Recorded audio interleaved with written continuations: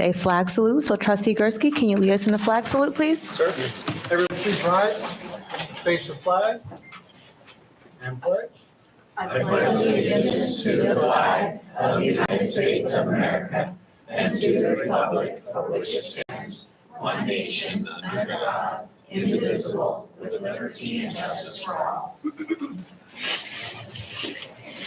Thank you. Next, we'll just do a quick agenda review, and I will ask if anyone here has any suggestions or edits they have to the agenda. Looks like none here. Okay, great, thank you. Next up, I will hand it over to our superintendent, Dr. Eaton, for a superintendent report. Thank you so much, and welcome everybody. It's so nice to see everybody tonight. One of the things that I do at the beginning of each meeting is try to highlight some of the great things that happened in the district since the last time we met. And so just wanted to highlight, there's lots of stuff going on in May and June, so I just picked out a few things. Pioneer fourth graders were able to go gold panning in Columbia State Park, so that's always a fun trip to celebrate all the learning that they have in California history. Lots of musicals going on. Here's Mary Casey Black's second graders doing their Anansi musical, so great job to them. Also want to congratulate the undefeated Bristow Bears girls soccer team and on their success, so great job to them. I was out at open house at Edna Hill, and there was these kids that had created their very own puppet show. They built their own puppets. It was great. They did a great job. So that was really fun to see.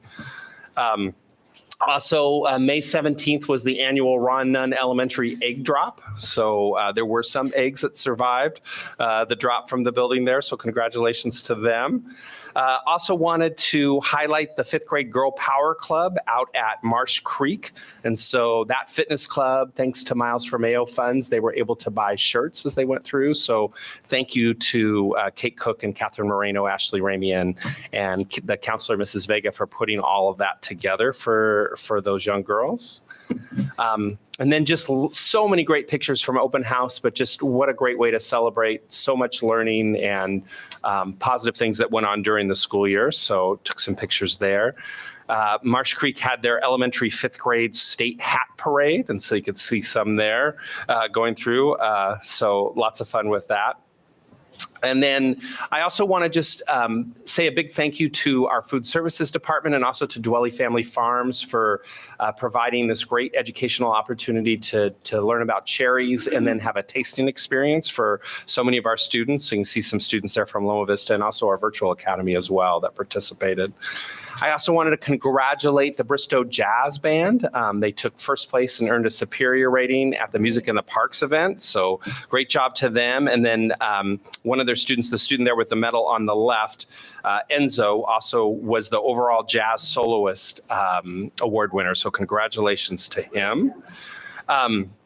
I also want to thank our friends at the East Contra Costa Historical Society for continuing to put on great programs for our kids. So this was an archaeological dig that they put on, and the kids had to sort through and talk about what they found and what it meant and what sort of historical artifacts they were there. And then building on that, here's our Ron Nunn 3rd graders that went out there to the Beyer Nail House and got a great experience out there thanks to all the volunteers. And so this is something that they put on for all of our 3rd grade classes throughout the year. So really appreciate that work going forward. I was able to visit Mrs. Cleek's wax museum in 3rd grade. So at Ron Nunn, you would walk up and stand in front of a student, and they would tell you who they were and tell you a little bit about themselves. So a great way and a fun way to learn about biographies. This was probably one of the best events that I went to all year on May 25th out at Liberty. They were holding the Special Olympics, and so so many of our schools, in addition to high schools and schools from around the area, came. And I just want to thank everybody who continues to put that together so that our kids have just a fantastic experience. I want to say thank Sergeant Class, First Class Shodine, who came out and talked about his experience being a tomb guard and talked a lot to students at Edna Hill about the changing of the guard ceremony and what it took to be a tomb guard. And so we really appreciate him sharing his expertise with us. This was the time of the year for end of the year awards for our middle school students. So All three of our schools do this, but Adams, the great picture here of their black and gold recipients, and congratulations to all those promoting 8th graders. Thought this was a fun project for those of you that are fans of the Operation game. Sarah Jenkins, teacher out at Edna Hill, in her computer science class, had her kids create their own Operation games, and each one, there's video to it too, but I didn't bring it, but each one they actually make, so if you hit Fred, it says yabba dabba do. So there's there's all kinds of fun effects that go along with it as well. Our Garin 5th graders performed the American History Through Time musical, so a great staple, celebrating all the things that they learned throughout the year in 5th grade. And then a big congratulations, we had 3 teams that went to the World Finals of Odyssey of the Mind at Michigan State, so a team from Mary Casey Black, Edna Hill, and Adams. So a great experience for them to be on a college campus and interact with international students from around the world. So congratulations. I just wanted to point this out. I was driving by Saturday morning, Brentwood Elementary, and Lisa Grace Seamers, who's a teacher out there, that's her daughter. I was the son of a teacher, so I remember activities like this, but they were out there and they were painting the concrete walls that were out there. And at the end, there was 4, if you drive by now, there's 4 beautiful walls that are out there, wall balls for students to play on. So thank you to her, and thank you for everybody that puts in extra time like that. This is Mrs. Erickson's Marsh Creek 1st graders who are finishing up their Asian American Pacific Islander community celebration lessons for May, hanging up in their classrooms there, getting ready for open house. And then we were able to, I want to thank, let's see, you see Mr. Dudek there handing out, you were in charge of the candy lays, I believe, for that day. You did a great job. Very good job. Mr. Geddes was there as well, and board members. And so this was our promoting 5th and 8th graders from our Harvest Grove Virtual Academy. So congratulations to all of those students that went through that. This is the activity at the end of all the pictures that I most wanted to be a part of that I wasn't invited for. So this is making a Pringle ring. So you're trying to make a ring of Pringles that goes completely around in a circle. So anyway, I don't know that I would have been successful, but I would have eaten some Pringles. Congratulations to trustee Dr. Tui Dow Jensen, who was given a special award by the county superintendent for her leadership in CSBA. So thank you, Tui, for being a part of that. And then, yeah. And in my workout. And then also just, we also did our promotion ceremonies to close out the year. So here is Adams, and here is Bristow, and here is Edna Hill. So just congratulations to all of those students, and that is the end of my report. Thank you, Dr. Eaton. I know, it's nice. Next, if we have any board member comments or committee reports. I would just like to state one thing. We had a lot of feedback in regards to lesson plans. And I think some of us spoke to the superintendent and Michael C&I, and Dana or Michael, I think we've kind of made a slight change, if you want to just discuss that for a minute, as far as posting all the, or is that something? Well, sure. We can, yeah, no, I think one of the things that we talked about doing next year was, now that all those lessons are complete, are posting them online as we go forward, so Right. that people are able to see all the lessons as we go. Right. Yeah. Thank you. Sure. Thank you. Trustee Dudek, any other board member comments or committee reports? I went to a delegate assembly meeting in CSBA's delegate assembly meeting in Sacramento, May 20th or 21st, I think. And they were asking everyone to go back to their school district offices and ask if we were prepared for cybersecurity attacks. And sent an email to Robin and Robert Remley, assuring me all the protocols are taken. So it's not a matter of if we are tagged, it's when. When? Yeah. Thank you for that report out. Any others? I'll just say that myself and Trustee Geddes attended the interagency committee meeting alongside Dr. Eaton, and it was a productive meeting and ways that we can continue to collaborate across all agencies within the city. So with that, we will move on to public comments. And at this time, the public is permitted to address the school board on items that are on the consent calendar, requests for future items, items that are not on the agenda. Please note that remarks are limited to 3 minutes per person, and while we encourage your comments, unfortunately, state law prevents us from discussing items that are not on our meeting agenda. Public comments can be made at this time or during the appropriate agenda item. Please know that we do take them very seriously, and if appropriate, staff will follow up. We did receive 2 written public comments, and they will be posted online tomorrow. I have a stack of yellow cards here that I will call out. If you have one in the audience, please bring them forward so that you could also be included in public comments. Nicole here can take those from you. The only thing I would like to add is please be respectful to each other. That would be greatly appreciated. There's going to be different opinions, but please be respectful. With that being said, I'd like to make a motion that we open public comment. All right, I have a first and a second. All those in favor? Aye. All right, motion carries and public comments are now open. We will begin with Carolina Villaseca.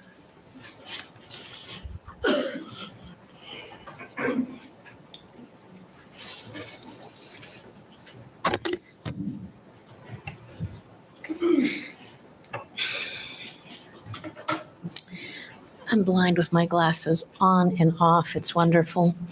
I wanted to talk about an unfortunate incident that happened last week at Pioneer, which is my kids' homeschool.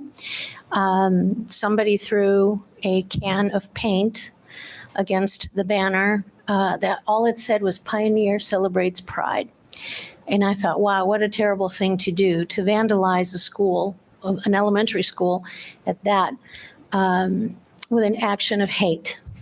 And I've seen a lot of discourse on social media, which gave me pause to think. A lot of people are upset. They think that the school district is shoving agenda down people's throat. I would like to remind people that my generation grew up listening to Queen, Elton John, Liberace, because my parents like piano, Judas Priest. We watched Richard Simmons do aerobics in the most vibrant way possible with those short shorts. The Care Bears, when they all got together and they were like, we need strong love, rainbow. Ellen, Bosom Buddies, Will and Grace, and the Rocky Horror Picture Show. Like, how many of us went on a Friday night at midnight to throw popcorn and toast? I watched La Cage aux Folles in French and in English, The Birdcage. And I would like to know why I'm non-gay with all this agenda being shoved down my throat since I was oh so young. And the answer is because it doesn't work that way. You don't see a rainbow and you're like, oh, I'm gay. It doesn't work that way.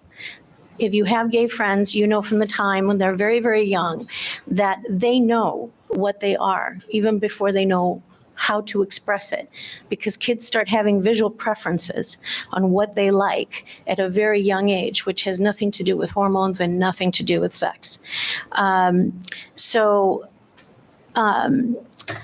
I was really saddened by this action that took place because that banner was not only supported by the Parents Club, but by the parents at Pioneer.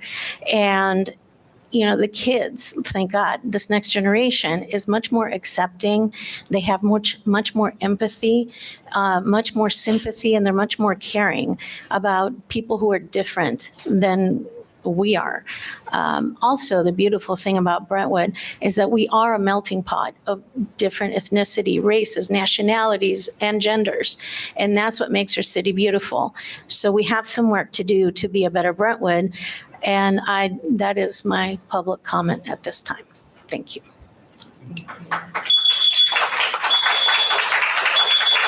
Next up, Casey Torres.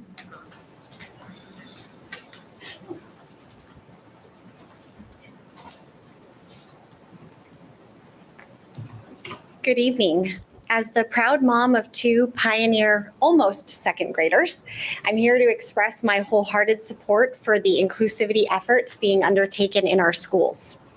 It's with gratitude that I acknowledge the dedication and commitment of this board in fostering an environment that embraces diversity and celebrates the unique identities of every student and their family. In a world where hate and fear seem to dominate the headlines, we must take a stand and ensure that our children grow up in an atmosphere of acceptance and understanding. And by promoting inclusivity and celebrating our diversity with classroom lessons and events such as the Black History Month Oratorical and the Pride Caregiver Night, we send a powerful message to our young learners that they are valued for exactly who they are and that they're safe to be their authentic selves at school. I have witnessed firsthand the positive impact of these efforts on my own children. They're celebrating their diverse peers, they're learning the value of empathy and compassion, and they're recognizing that differences should be cherished rather than feared. By providing this space for them to explore, our school empowers them to become confident, compassionate, open-minded citizens of tomorrow. We must also recognize the fact that there's still much work to be done within our community. As was mentioned, Pride's Pioneer banner was just destroyed. Hate and prejudice persist, and we're responsible as parents and educators to counteract these destructive forces. By continuing down the path of inclusivity, the school board demonstrates its unwavering commitment to nurturing an environment that rejects discrimination and intolerance. So let us remember that we are shaping the future leaders of our community, and it's through education that we can instill in them the values of respect and acceptance for all. Let us amplify our support for all students, regardless of their background or identity. Let us stand united and continue to champion love and understanding. I urge this school board to remain steadfast in its diversity, equity, inclusion, and belonging efforts. Thank you for your time and the incredible work being done for all our students. And I also want to say to any of our LGBTQIA+ members of this community who are listening,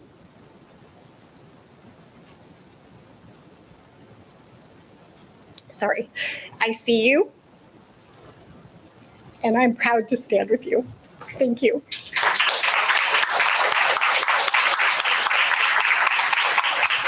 Next up, we have Melissa Colina Chiprick.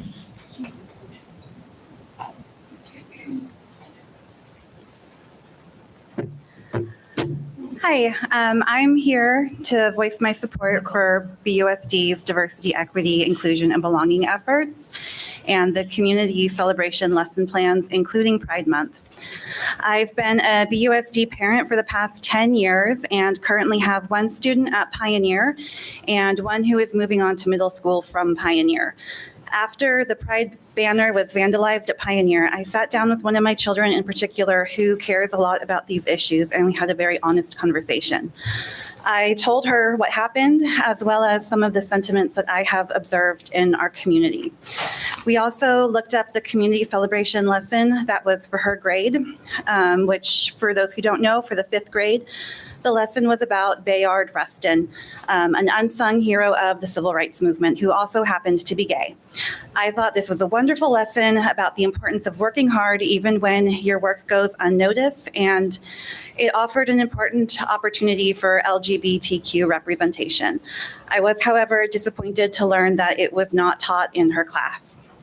She also told me things she's overheard on the playground, to which I will just say that these kids are always listening, even if you think they are not, probably especially when you think they are not. And many of them are fully aware of the opinions of the adults around them. There is so much that I wish I could say about the safety and well-being of our children who may be part of the LGBTQ community, either themselves or by extension through their families. But since I only have 3 minutes, I'd simply encourage anyone and everyone to listen to their stories and remember that these are also kids who just want to be kids. But that is difficult when they are singled out and teased for not adhering to gender norms and expectations. I know that there is fear and uncertainty in our community about the diversity, equity, inclusion, and belonging efforts, and Pride Month in particular. But I hope we can all act and speak with all the kindness and grace and decorum that we hope our children will one day exemplify, because the examples we set for our children are by far one of the most significant ways that we as parents can impact them. Thank you.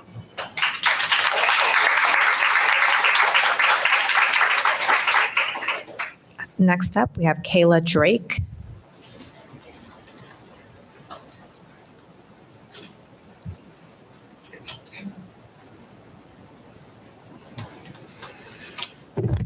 Good evening.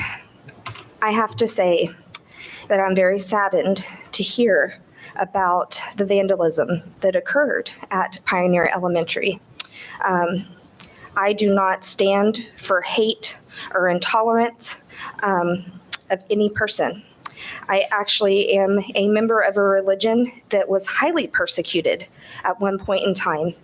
There was a execution order.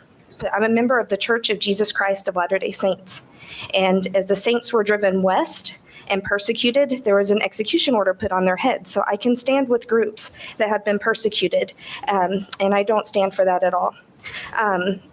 However, I am here to address the Pride Month curriculum that was taught at the schools without parent knowledge. Part of the district's mission is that it is a partnership with families. I feel that the material that was presented without parental knowledge would be considered PG material. And if it were put into a movie, it would be a PG movie. I have to consign a consent form in order for my child to view a PG movie at school. These are topics that I believe are very sensitive, and I would like to have the opportunity to address them with my child in my home and have a one-on-one conversation with them before they are taught things in school or brought up that they might have questions about. So in partnering with the school district, in partnership, I would have liked to have had access to this curriculum prior to it being presented. I actually, instead of being a keyboard warrior or sharing propaganda online, I chose, because I would have liked to have been informed, I chose, once I had access to the curriculum, to inform other parents and to provide that curriculum directly as it came from the district. When I was at my school sharing this, at Brentwood Elementary sharing this, I was addressed by a teacher. A teacher came up yelling at me, saying, hey, what are you doing? You can't do that here. I was having a conversation with a parent, and so if we're going to teach inclusivity, just because I have a difference of opinion does not make me a bigot, does not mean that I hate. And if we're going to teach kids to stand up and talk about things that they care strongly about, then we need to support all sides and all opinions and approach it from a unified angle. So I just want to say I wish that parents would have had a choice, not a choice, but had an opportunity to review the curriculum prior to it being presented.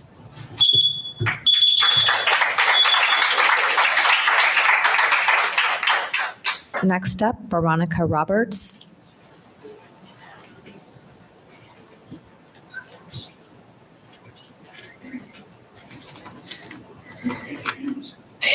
My name is Veronica Roberts, and I'm a fifth grade teacher at Cray Elementary. And I'm here to express my wholehearted support for cultural heritage lessons in our curriculum.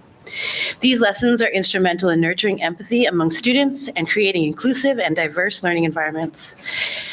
In my own classroom, I've witnessed their remarkable impact, fostering confidence, belonging, and a sense of community. Representation does matter. It is crucial for students of color to see themselves reflected in the curriculum. Learning about individuals who like them who look like them and have achieved outstanding things. When students can relate to these stories and experiences in their heritage, it ignites feelings of pride, inspiration, and endless possibilities.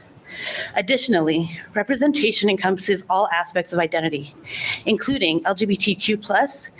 Students who identify or have LGBTQ family members need positive and accurate representations to feel a sense of belonging and validation. It is essential to reinforce the message that they are valued and accepted for who they are. By incorporating these lessons, we provide students with a platform to explore diverse identities, experiences, and contributions. These lessons challenge stereotypes, promote understanding, and cultivate empathy and respect. They foster an environment where every student feels safe, supported, and included, and where differences are appreciated and celebrated. Furthermore, cultural heritage lessons empower students to become agents for change in a society. By equipping them with the knowledge and understanding, we prepare them to challenge discrimination, advocate for inclusivity, and strive for social justice. Due to these lessons, I've seen my students stand up for one another and not only accept but appreciate their differences. These lessons are helping students develop into compassionate and empathetic individuals. Cultural heritage lessons teach our students to be curious, not judgmental. They inspire an attitude of open-mindedness where students eagerly seek to learn and understand different cultures and identities.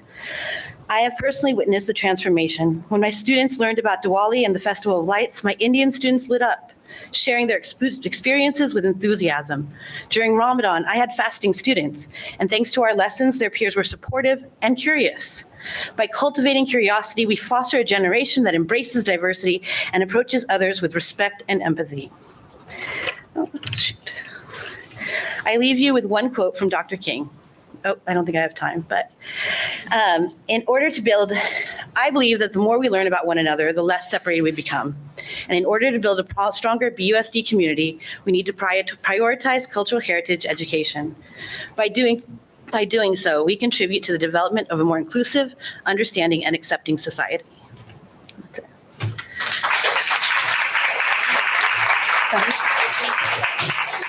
Next up, Ali Popovich.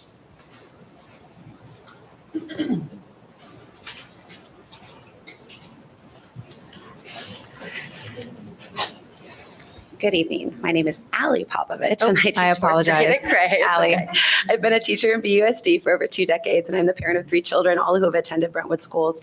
I'm speaking tonight on behalf of myself and the following grade teachers and staff: Marcy Bell, Martha Berry, Quaker Boyd, Bridget Bullington, Rachel Campbell, Heather Fox, Amy McCarthy, Angela Mullen, Lindsay Parsons, Elisa Quintana, Molly Robb, Veronica Roberts, Gina Sweat, and Chris Vanderhyde.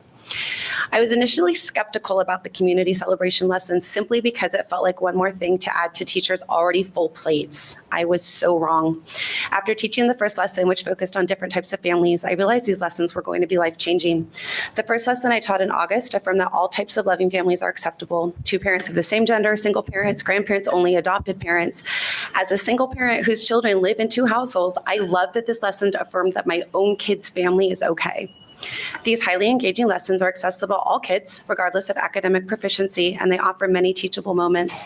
The lessons are developed by professionals using research through collaboration with UC Berkeley. Until now, many of the cultural lessons we have taught focused on Eurocentric holidays. Brentwood is becoming more diverse daily, and these lessons allow students from all sorts of backgrounds to see themselves not only as belonging, but as being celebrated. Moreover, many of these lessons highlighted people from California and the Bay Area. The familiar places gave these lessons such a personal connection to our students. A particular month with profound impact was the Arab American Heritage Month. We noticed that our Arab American students, especially the shyer ones, lit up during these lessons. Sharing about their own culture gave them a confidence we hadn't seen. According to the 2022 study by the Trevor Project, which surveyed 34,000 LGBTQ youth, 45% of LGBTQ youth seriously considered suicide in the last year. 73% reported symptoms of anxiety, 58% reported symptoms of depression, 36% reported being threatened or harmed due to their sexual identity. Those numbers are staggering and scary. The Pride lessons taught in June were extra special as they promoted healing and harmony, love and belonging. The thoughtful, age-appropriate lessons are in no way about sex or teaching kids to be gay. They're about acceptance, love, and inclusion. We learned about bonded, happy families, about people accepting each other, and about celebrating love. Students were open-minded and comfortable. This leads us to believe that opposition to these lessons is due to other voices in the community, not to the kids' discomfort. The same study done by the Trevor Project found that the LGBTQ youth in schools and communities that are affirming and accepting of LGBTQ reported significantly lower numbers of attempted suicides. We have a responsibility to our LGBTQ plus youth here in Brentwood to send them the message that they belong, they're accepted, and they're loved. That message could literally be what keeps them alive. In the words of my 11-year-old, it's about teaching people to accept so no one feels unsure about themselves. Our kids, regardless of family makeup, gender identity, ethnicity, religious background, or sexual identity, deserve to feel like they're belonging and are loved. We are in full support of the community celebration lessons.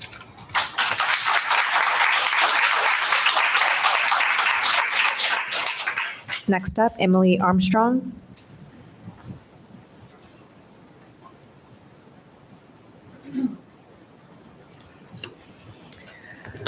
I'm also here to talk about the diversity education and just want to speak from my heart about some of the things that I believe. I believe that the family is the fundamental unit of society.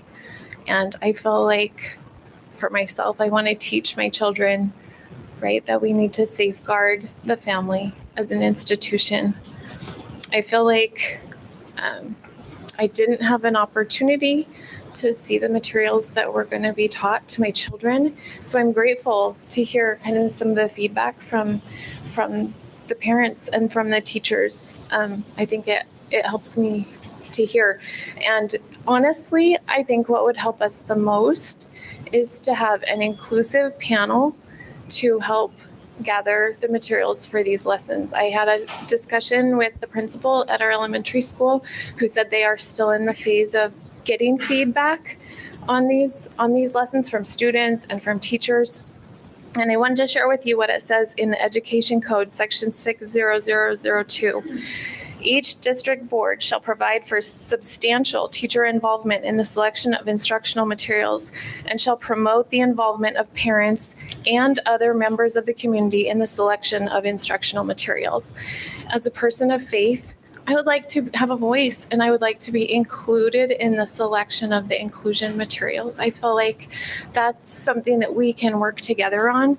If it's about inclusion, right? We want our kids to be inclusive. We want them to feel love for each other. We want them to have a strong identity within their schools. And as a parent, I would love to have a voice, right? I would love for us to be represented and for us to feel good about together what we're presenting to our children and not feel like it's coming from, some curriculum development that's kind of just thrown and kind of not made public before it's taught. I feel like the public schools must not prohibit the free exercise of religion. And so I do believe that there should be an opt-out unless we can have a voice, unless our voice can be heard and included in the presentation and selection of these materials, then I feel like as a parent that I have a right to opt my child out. And that's all I have to say. Thank you.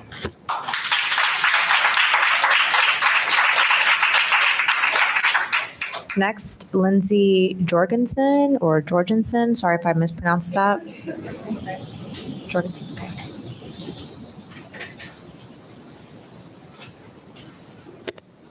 I come to you this evening as a prior educator and currently a parent of 3 students who attend the Brentwood Unified School District, ranging in age from kindergarten up till the 8th grade. I make note that today you've said that you're planning on posting the FAIR Act curriculum or the diversity or the culture curriculum, or I've heard it called heritage curriculum. I've heard the gamut, that you plan on posting that in the future. But I'm saddened that although your website does state that you will continue to update the folder online as lessons to support the FAIR Act curriculum have been created, you did not do so this year. When clicking on the link, there's nothing. I urge you to analyze the lesson plans. As I have been told, one specific lesson plan has since been pulled and was not taught to all students in that grade level. The purpose of this curriculum is to represent the diversity of California, something I embrace, I'm very grateful for, and something I consider to be one of the greatest benefits of the state. We currently have the opportunity to move elsewhere. And it's interesting that the pole that I feel that keeps me here is the melting pot. I want my kids to be with students who aren't like them. That was not my privilege growing up.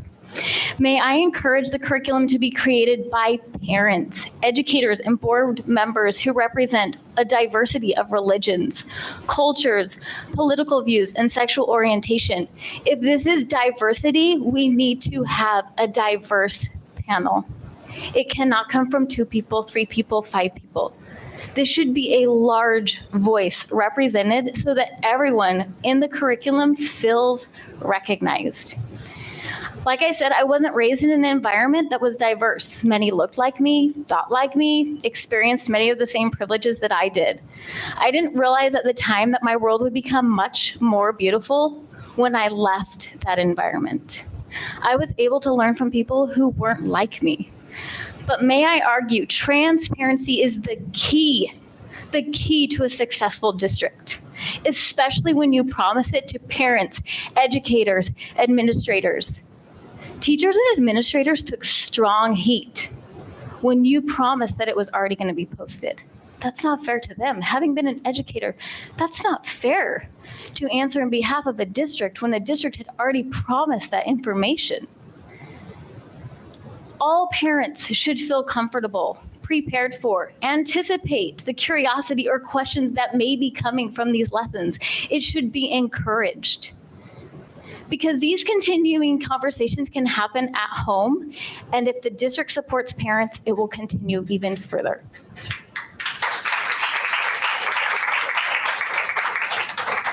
Next up, Maria Ruiz. Or Ruiz, excuse me.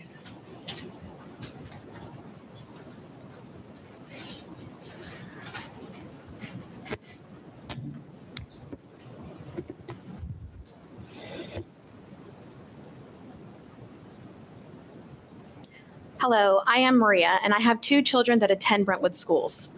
The Brentwood Unified School District website allows you to go to the curriculum and instruction page and look up the subsection Diversity and Equity. It clearly provides information on the Fair Education Act that took effect in 2012. It also provides a link to frequently asked questions about the FAIR Act, which I would like to point out number 7. How should school districts address questions and concerns from parents and other members of the community about this legislation? The answer states that the school district should be open and transparent in determining policies, and that the law provides a great deal of flexibility on how it is implemented. Additionally, there is another link to slides about implementing the FAIR Act in Brentwood Union School District, which states, if you would like to review the current FAIR Act aligned 8th grade lessons, please click here. And further states, we will be continuing to update this folder as we create more lessons to support FAIR Act instruction. Well, that apparently never happened. Instead, parents were blindsided and sent their kids the last 2 weeks of school having no idea that LGBTQIA+ pride curriculum was going to be taught to their child after it was already taught. I was one of the very few that found out prior to it being taught in my children's classroom. And let me be clear, our family is all about diversity, equity, and inclusivity, but I should be able to decide when, how, where, and who is teaching my children about this subject matter. So when I spoke to both of my kids' school, as well as the school district office, about why I was not informed, as I am with many emails and messages about health education, I was told, we don't have to. Okay, well, my response to you today is, why not? It's not that you're not allowed to. Clearly, since there was no problem providing the curriculum on the district website when it was just part of the 8th grade curriculum. So now that it's part of kindergarten through 8th grade curriculum, nobody thought it was a good idea to provide information anymore. Additionally, it is clear that with the amount of parents contacting the schools and district office, that this curriculum is controversial. So I would like to bring to your attention Board Policy BP 6144. It states, the governing board recognizes that the district's educational program may sometimes include instruction related to controversial issues that may arouse strong reactions based on personal values and beliefs, political philosophy, culture, religion, and other influences. This policy also talks about that when comprehensive sexual health and HIV prevention education is taught, parents and guardians shall be notified prior to instruction that they may request in writing that their child be excused from instruction. Is there a reason this curriculum can't be included here since it's arousing strong reactions? Does the school district lose money if my child does not attend during this curriculum? No, they don't. Attendance reporting ends in April. Lastly, the policy closes with a student or a parent guardian with concerns regarding instruction about controversial issues may communicate directly with the teacher or principal and or use appropriate district complaint procedures. So here I am, responding to your "we don't have to" and asking why not.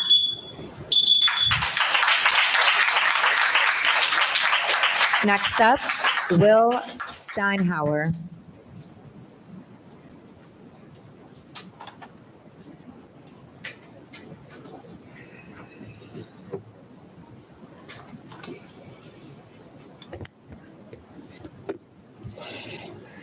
Good evening, and thank you for the opportunity to speak. A quick background about me and my family so you know where my perspective is coming from. I retired from the Army in 2019. My family and I bought a house here in December of that year. We chose Brentwood for the great schools in the community. This is our forever home. It was hard when we moved here. COVID had kicked in, schools locked down. It was really hard to get integrated and for my kids to make friends. And I say all of that to go into the following points. The teachers and administrators at Cray and Adams and here at the district went above and beyond their call to ensure my kids felt accepted in their new environment. They were exceptional in putting together programs to stress that all students were seen, heard, loved, and important. I swore an oath and gave 20 years of my life to a Constitution that began with the Declaration of Independence that stresses the right to life, liberty, and the pursuit of happiness. These documents enshrine our rights as Americans. Some people who call themselves patriots hold these documents as their standard and in the same breath would argue and fight to deny those same rights to others they deem different. Brentwood is a diverse community of people who hold many differing beliefs. We as a community should be teaching, sharing, and celebrating that diversity. Pride Month is a celebration, a recognition. It's not about indoctrinating children. It's simply showing that those among us who are most vulnerable are seen, heard, loved, and just as important as anybody else. It teaches acceptance of people as they are and not how you would change them to be. Many will say to just let kids be kids, and I agree. Let them be the kids they are. If a girl has two dads or a boy has two moms, that's great. If a girl or boy is figuring out that they like another, to be it, or so be it. Because a child's life should be filled with memories of happiness, love, and acceptance. You think that a child hearing a story of two moms or two dads, or for God's sake, two penguins, will turn them gay. That is just a dog whistle to encourage fear and hate. Stop trying to take that pride of who they are and who their family is away from them. For all the religious parents who want to live and share their personal beliefs, I will support and defend your right to those beliefs. However, your beliefs do not supersede anyone else's. Nobody is making your children gay. Nobody is telling your children they are less than anybody else. And to those LGBTQ plus children and parents, I would say to live your truth, enjoy your life, liberty, and pursue your happiness because you're entitled to it. Myself and many more like me will fight for your right to be included and accepted for who you are. To the board, I just want to say thank you for being inclusive of all the students. And to the person who made the decision to include this in the curriculum, thank you for your strength to do the right thing. And just a quick side note, we should fully support an orchestra string club. Adams ran one with a volunteer, and it was phenomenal. Thank you.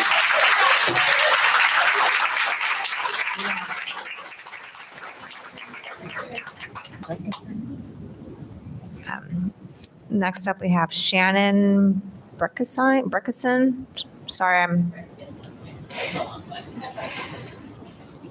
I apologize. Can you share your full names? Breckeisen. Shannon Breckeisen. Shannon Breckeisen. Thank you. My name is Shannon, and I have 4 kids. And over the past few years, my kids have had friends that have told them that they were gay.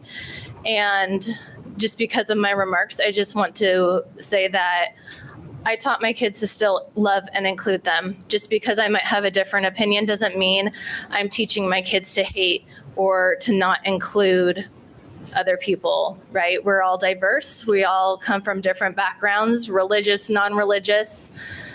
We're all together in this. But I have 4 kids, and my oldest is going into 7th grade, my son going into 5th grade, and I have 2 twin girls going into kindergarten in 2024. Just a few years ago during COVID, the narrative between the district, the school, and the parents was a partnership. However, the way Pride Month content was handled during the last week of school was not a partnership.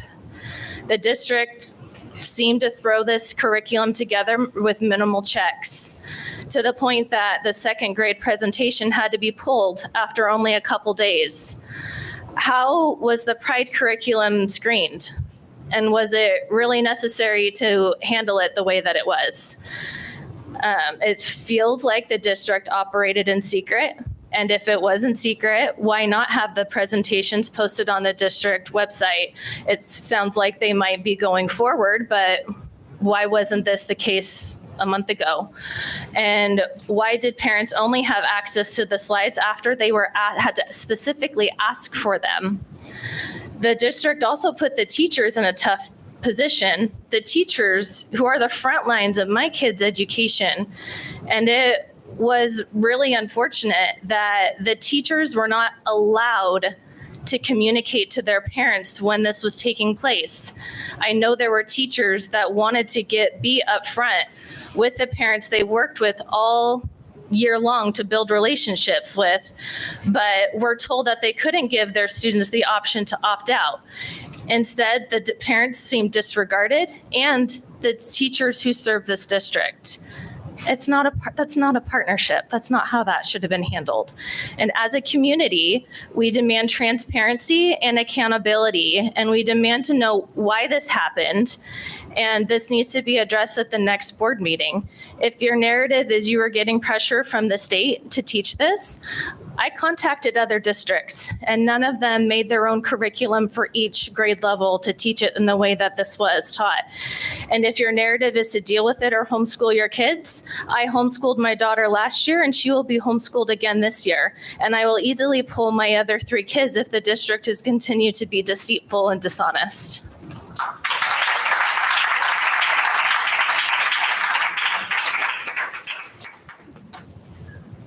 Lisa Waldron. I hope I got the first name correct. Yeah. Okay, perfect. All right, I feel like I need a stool. My name is Lisa Waldron. I'm a mother of 4 children ranging from 10 to 20 years old. All of my kids have been able to attend Brentwood schools, and we absolutely love it here. I'm here to personally state my gratitude for our district's DEIB cultural celebrations. This has brought so much love and learning for all of our cultures and religions, and I have especially noticed it at our school at Pioneer. Some of my favorite activities were our Black History Oratorical. Although this is in celebration of the Black community, we had kids of all diversity cultures that performed dance, songs, poems. Another was our lunchtime Diwali celebration, where we watched sand art being made and cultural dance from students at our own school. We only had 5 actual school days in June, but our Parents Club DEI committee hosted a Pride Caregiver Night, as well as a hung banner in support of our LGBTQ community. Our Caregiver Night was named such because it included not only parents, but also teachers, friends, brothers, sisters, allies. It was an awesome night full of vulnerability and love to support this community and the struggle they are currently in, some of them not feeling safe to come out in our own school community. I work as a campus supervisor at Pioneer, and I know myself of 3 5th graders who consider themselves LGBTQ. I never asked them about this, of course, although there was one child I wondered about. And when they felt comfortable telling me that, I simply responded with, "Thank you for telling me." Each and every one of my kids, even my 10-year-old, has friends in the LGBTQ community. These kids spend time in our home. I have love, empathy, and even some mama bear attributes toward their lives and experiences. They are part of our lives in the best ways. I want to help protect them. I have LGBTQ family and close friends of my own as well. Having to explain to my children that they still need to love someone because they are LGBTQ is just something I don't feel is needed anymore. We just need to love people for who they are.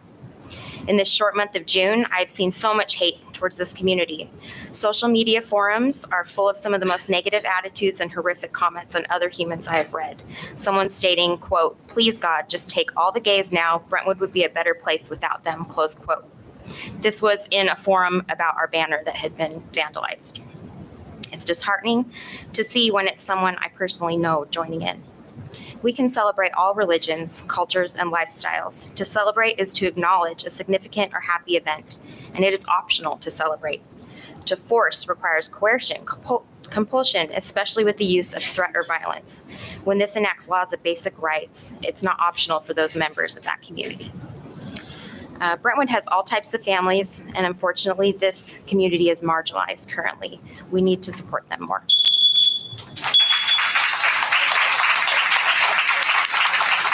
Next up, Kathy Bortman.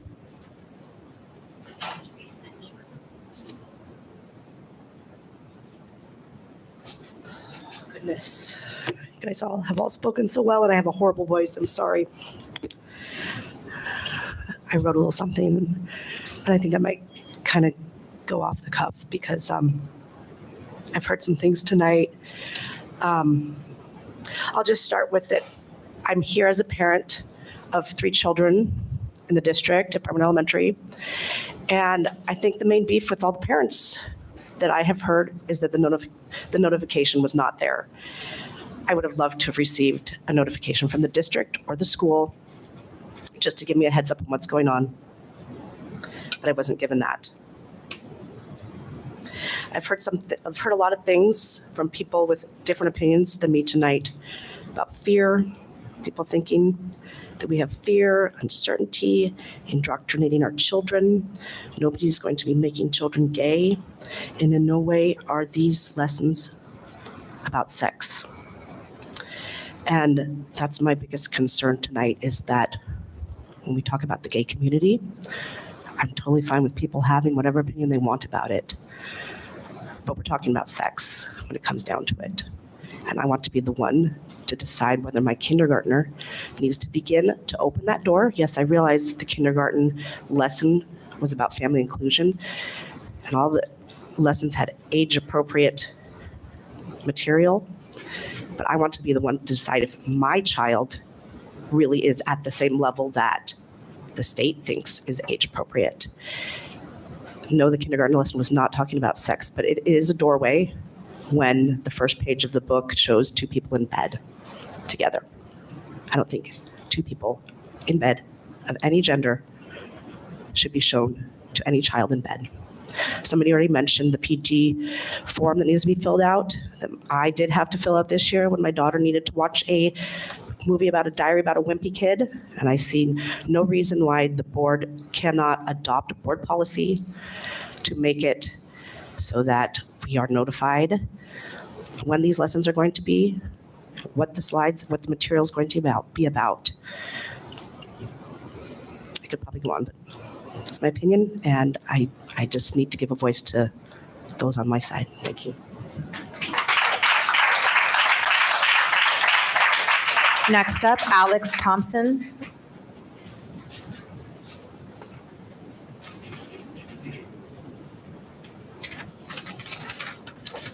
Thank you, everybody, for allowing me to address the board this evening. I'm not going to cite some statistic. I'm not going to cite some reference. I'm going to tell everybody a story about a 3rd grader here in Brentwood in our school district that came home to her mom and asked her mom if she was lesbian or gay or bisexual because she, quote, liked playing with boys and girls on the playground. So to say that this is not about sex is simply untrue. It is about sexual preference. Case in point, we have 3rd graders asking their parents about sexual preference. And not only is this being taught to our elementary schools, but the agenda of the board is to hide the fact that this curriculum is being taught, which is completely unacceptable. Whether you agree with the content or not is completely irrelevant. Parents have a right to know what's being taught in the schools. Now, according to the principal at Cray Elementary School, there were talks with Michael Bowen, who is the director of curriculum, on whether or not they were going to tell parents. And the consensus decision was that they were not going to tell parents. Don't cower behind this. That is a very cowardice thing to do. If you believe in the curriculum, then stand up. Have courage in your convictions. If you believe in it, then it's your responsibility. We're the ones dropping our kids off every day at school. We're entrusting you and your faculty members with our children. And the least we can expect is that trust is reciprocated to us. Don't be afraid of the backlash. You're getting it anyway. Don't be afraid of it. Stand up for what you believe in. If this is being pushed by the state, then push back to the state. If they're pushing your curriculum and they're deciding what you teach, what are you doing then? What do we need the board for? right? Isn't it your responsibility to decide what the curriculum is? So then make your curriculum. Every morning, we drop our kids off at your schools.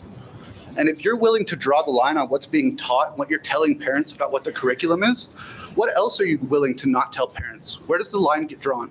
Does it stop at harassment, abuse, molestation? What are you willing to not tell the parents? That's my concern.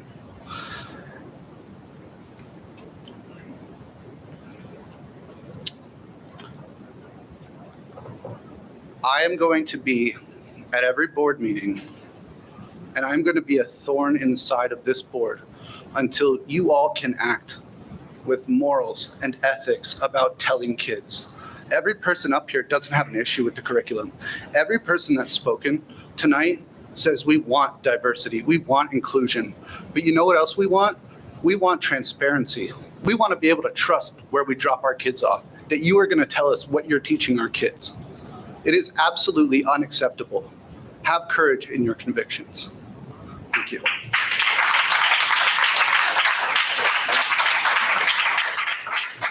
Jessica Goodwin.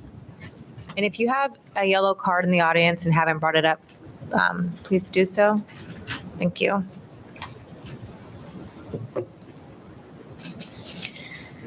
I have family, I have friends, and I have coworkers who are part of the LGBTQIA plus community.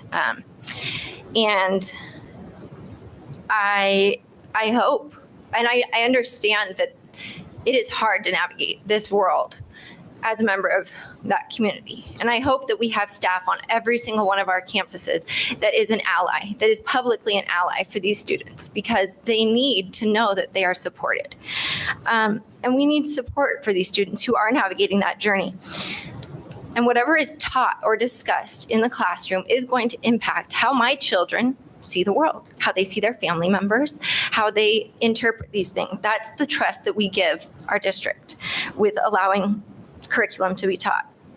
At the middle school level, the lesson went in depth with glossary of terms about all the different ways that someone might identify themselves in this community. But in my home, I hadn't discussed that with my 6th grader yet. And I know that that's on me, but I also get to decide when I feel that that's appropriate to go in depth with all of these terms. I was frustrated that I was not notified. I was frustrated because I want to discuss these things. My kid doesn't come home and tell me what happened. One time in kindergarten, they brought goats to the classroom and my kid didn't tell me. I was like, how was your day? Oh, it was fine, Mom. I won in dodgeball. The kids don't always tell us what they're learning. And I would have been sad to miss out on that opportunity to capitalize on that moment and discuss that with my son. Luckily, I was able to get the material from someone else and I was able to go through these things. But imagine the questions that come up. Imagine how these sensitive issues might bring up questions about themselves, about their friends, about their family, or maybe it just doesn't go right. Maybe a student asks a question and the teacher's uncomfortable and they don't handle it in a politically correct way. And then my child is feeling negatively about this community or about their family members. So it's important for all sides that this is handled sensitively, and as we as parents can come home and say, how did that go? How did the teacher address this? So I'm very frustrated that I wasn't notified about that. And if it was simply forgetfulness that this wasn't posted on your website, you knew. You were getting the emails. You were getting the emails to the teachers. You could have posted it then. You could have gotten on top of it and sent it out. And finally, I was disappointed in the 2nd grade lesson about Keith Haring, an artist who was arrested for graffiti and just kept drawing. And then if you Google his art, it's pornographic, some of this art. So this is not being reviewed well enough. And I fully support a parental panel, with teachers, with people from all sides of the community who can get together and review this material so we can make sure that everything is being included. And to be honest, I'm a Christian and Christian Christmas was not covered in the celebrations of Light Month. So we're not truly including everyone.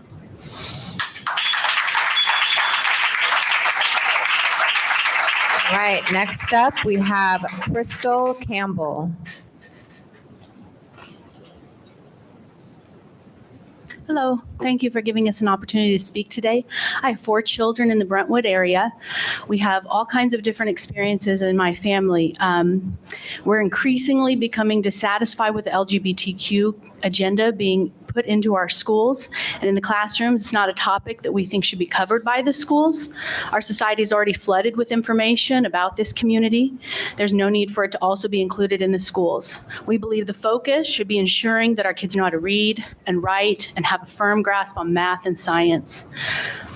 I'll start by saying we're in favor of everyone being treated with respect and kindness and dignity, regardless of their beliefs. And that's what we do, and that's what we request in return. So this curriculum was taught to my daughter in elementary school, and we're very strongly against sexually based information being taught to the elementary school kids. It only serves to confuse and introduce topics that our kids aren't ready for. It's not the school's responsibility to teach our kids opinions on what they should believe about these topics. It's not their responsibility to give our kids their moral foundation. It's completely against our religious beliefs, and our children shouldn't be required to sit through and participate in lessons that are against our beliefs. All parents weren't notified about this lesson, which you've heard, and given the option to opt out or sign a release form. And we sign release forms for all kinds of things at our schools. The parent communication and transparency should be a top priority. I'm sure there are still families who are unaware that their children were taught these lessons. We took steps to communicate with our principal, who helped provide us with some information. However, we were informed we couldn't opt out, which I think is a major problem. We intend to keep our daughter home from school on the day that it was supposed to be taught.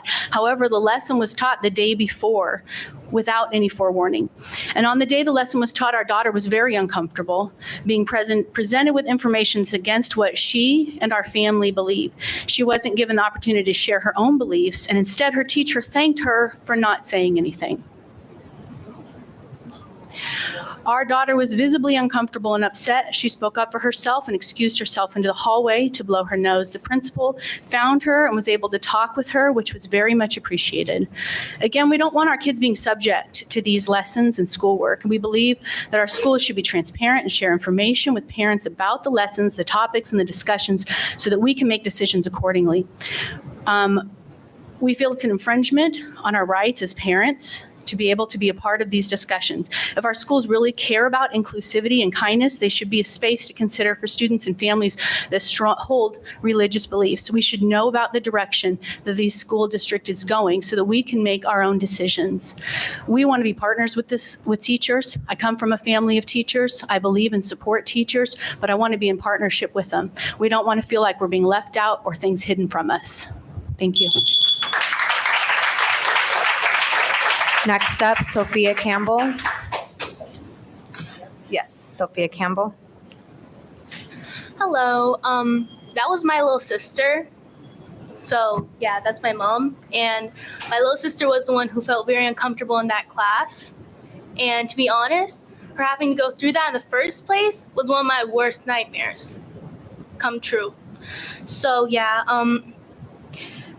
the fact that this wasn't even brought up and that she made steps to even try to avoid it peacefully, just like pulling her kid out of class, not doing really blowing up the school or something like that. She just wanted to pull her own kid out of that class for that day, even that not being allowed and the day being moved up. Really? Not even the choice? In this country, don't we have free choice? Don't parents have the right to choose for their kids if they have to be subject to a lesson? I get being able to support other people and everything, but does being able to help people feel better in their skin trump our own freedoms and our choices that this whole entire nation was based on? As a teenager, I always liked free speech and freedom and, all that stuff, So I just want it seen for my little sister as well. Because I want to fight for her, but if I don't know that she's getting taught all this stuff and everything, I can't fight for her. No one can fight for her because, yeah.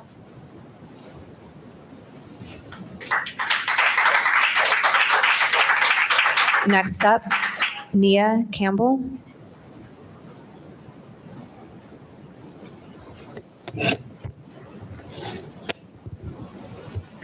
I know right now you can barely see me.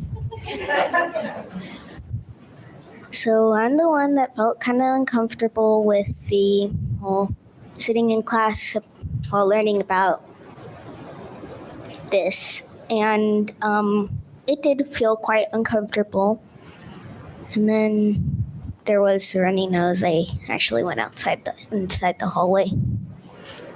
And I saw someone, like my PE teacher, who did believe. And so I started talking to her. But mostly it felt very uncomfortable to be sitting inside a room having my teacher teach about this curriculum that I wasn't comfortable with it, and it made me feel quite awkward, weird, and kind of scared to be inside the room. And the worst part is that they make it a little fun. They have us make our own flags, and I find that very fun because it's art, and I'm really into art. I like it. And there's a lot of stuff about it. Mostly this is a problem that some kids who are Christians are being taught about this, and the parents probably don't even know about it because, well, some kids don't like to share what's going on inside school.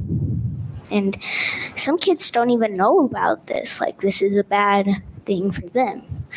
And they think, and once they figure out that this is a good thing, not having their parents correct them, it makes them confused. Like sometimes some kids do get confused with this thing, with their different beliefs. I don't think I can come up with anything else to say, so I think I'm done. Thank you.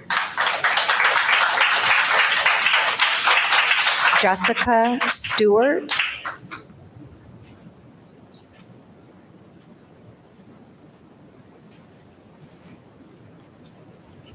Good evening. I wasn't planning to speak. My name is Jessica Stewart. I'm a mom of two at Pioneer Elementary.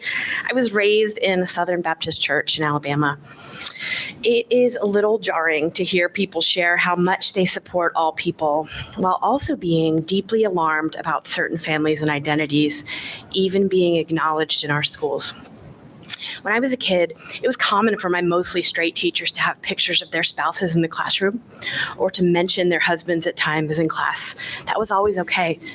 I'm not sure how it's different for my children to see a non-straight family in a book that they read. My teachers were not indoctrinating me by sharing about their family, and neither are children learning about diverse families at school. I have a feeling that those who are deeply worried about children hearing that gay people exist and gay relationships exist probably had no trouble when someone said to their 3-year-old daughter that, that little boy she's playing with must be her boyfriend. Or, to a cute little toddler boy, like, you're going to have to beat the girls off with a stick.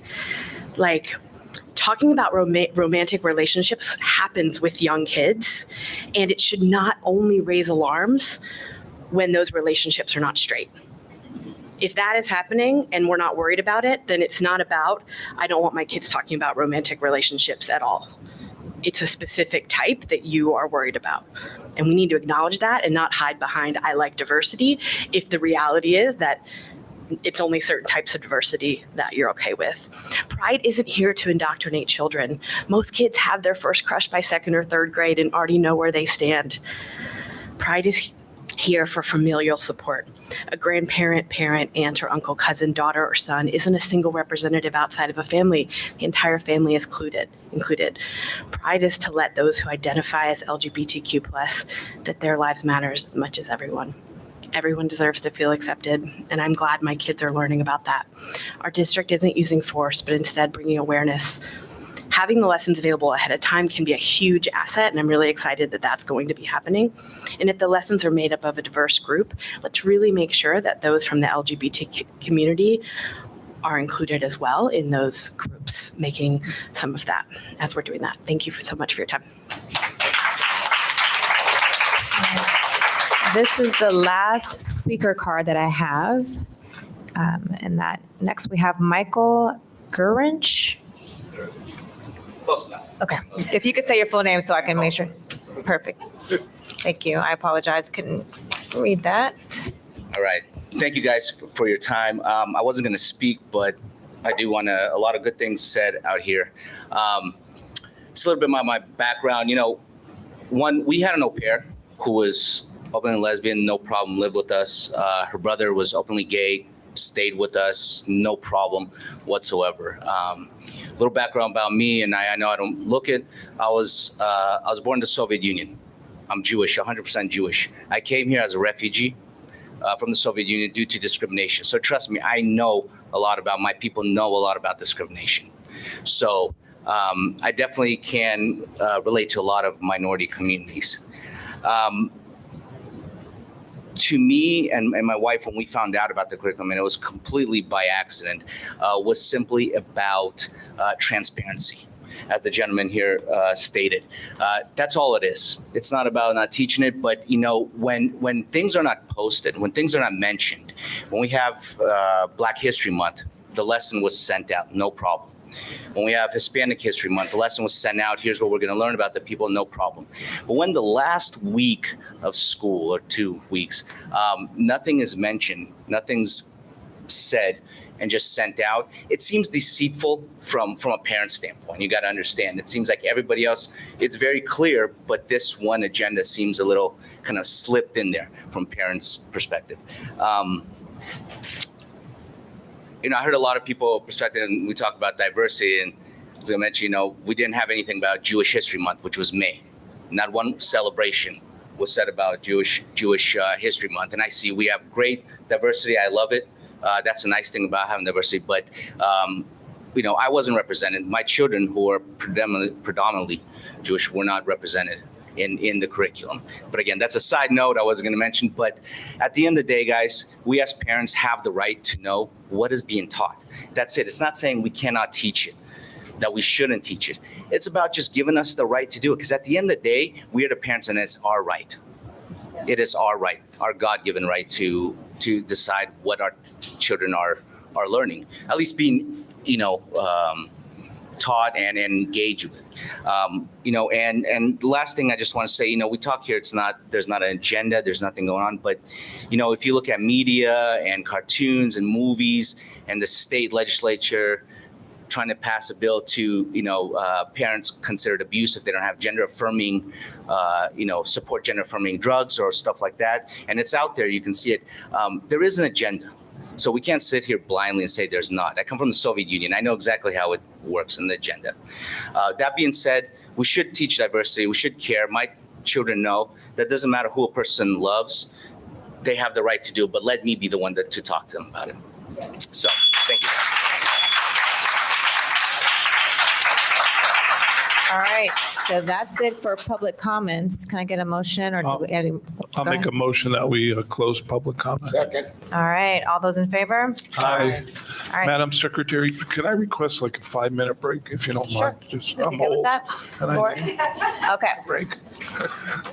All right, we'll recess for 5 minutes. We'll come back at 8:17. Thank you.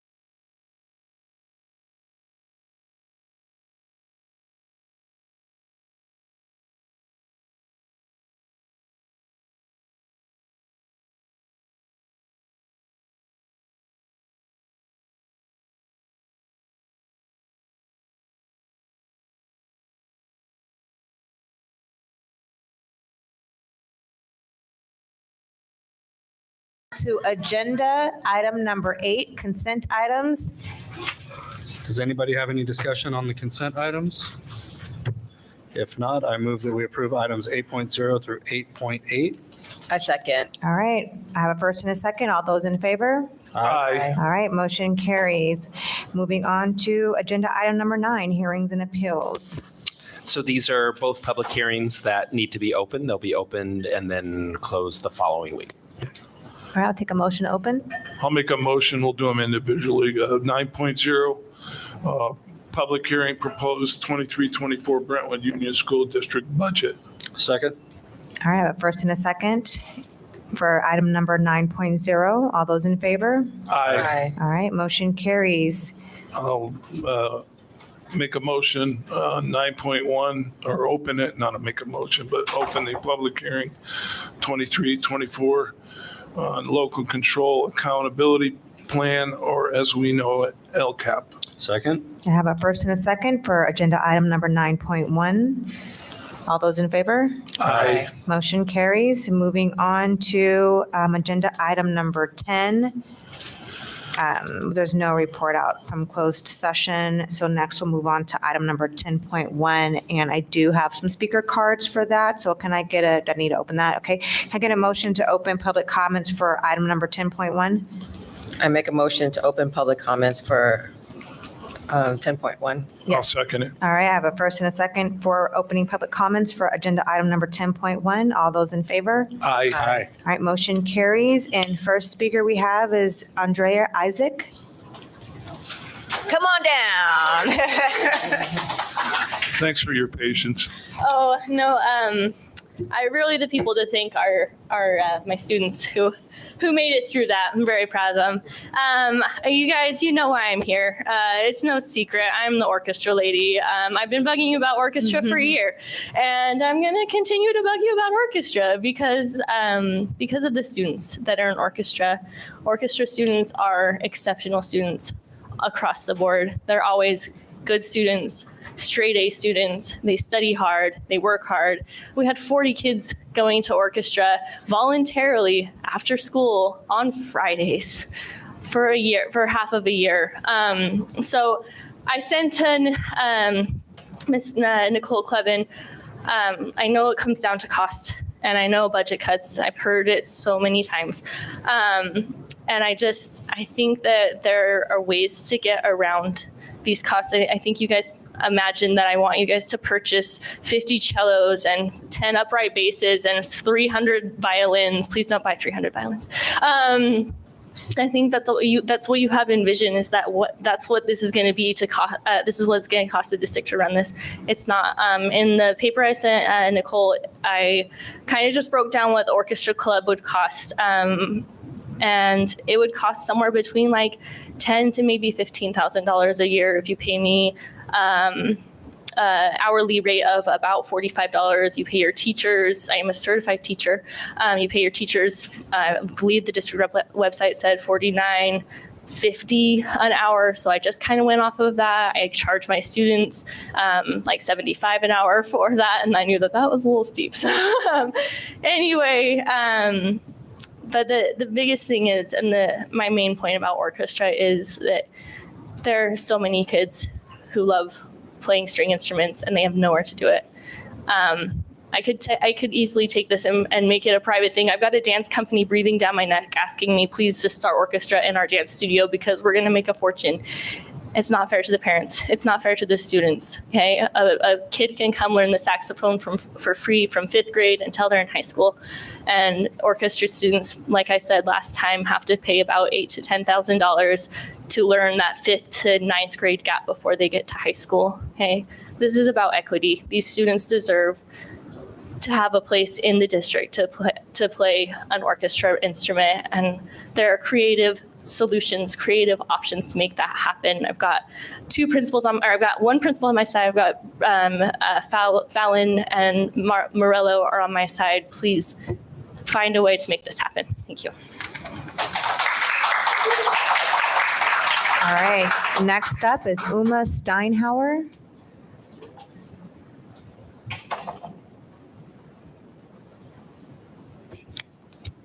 Hello. My name is Uma Steinhauer, and I am here to express my gratitude for Andy Isaac and Mrs. Reed and the Adams Orchestra Club. God, so many eyeballs. So I'm not used to this. I usually do the phone thing. When my family moved here to Brentwood, I was a little surprised that there was no string programs. We moved here from a smaller school district, and both of my children benefited from the programs that were offered there. I don't have to tell you the benefits of music in our school, and I am grateful that my kids, went through Adams and had the amazing Mr. Fallon as the band director.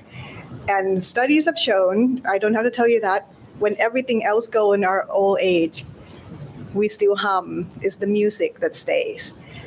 40 kids. I wish that you all were there at the spring concert. 40 kids, most of them, the majority of them, never touched string instruments before in their entire life. And with the gift that Miss Isaac gave us of her selfless time and energy, we were a band. It was a band, and the joy that brought those kids the accomplishment in 4 short months. They played together as one. And there's, $15,000. Consider it well spent. I wish that you could see the pride in all of their faces.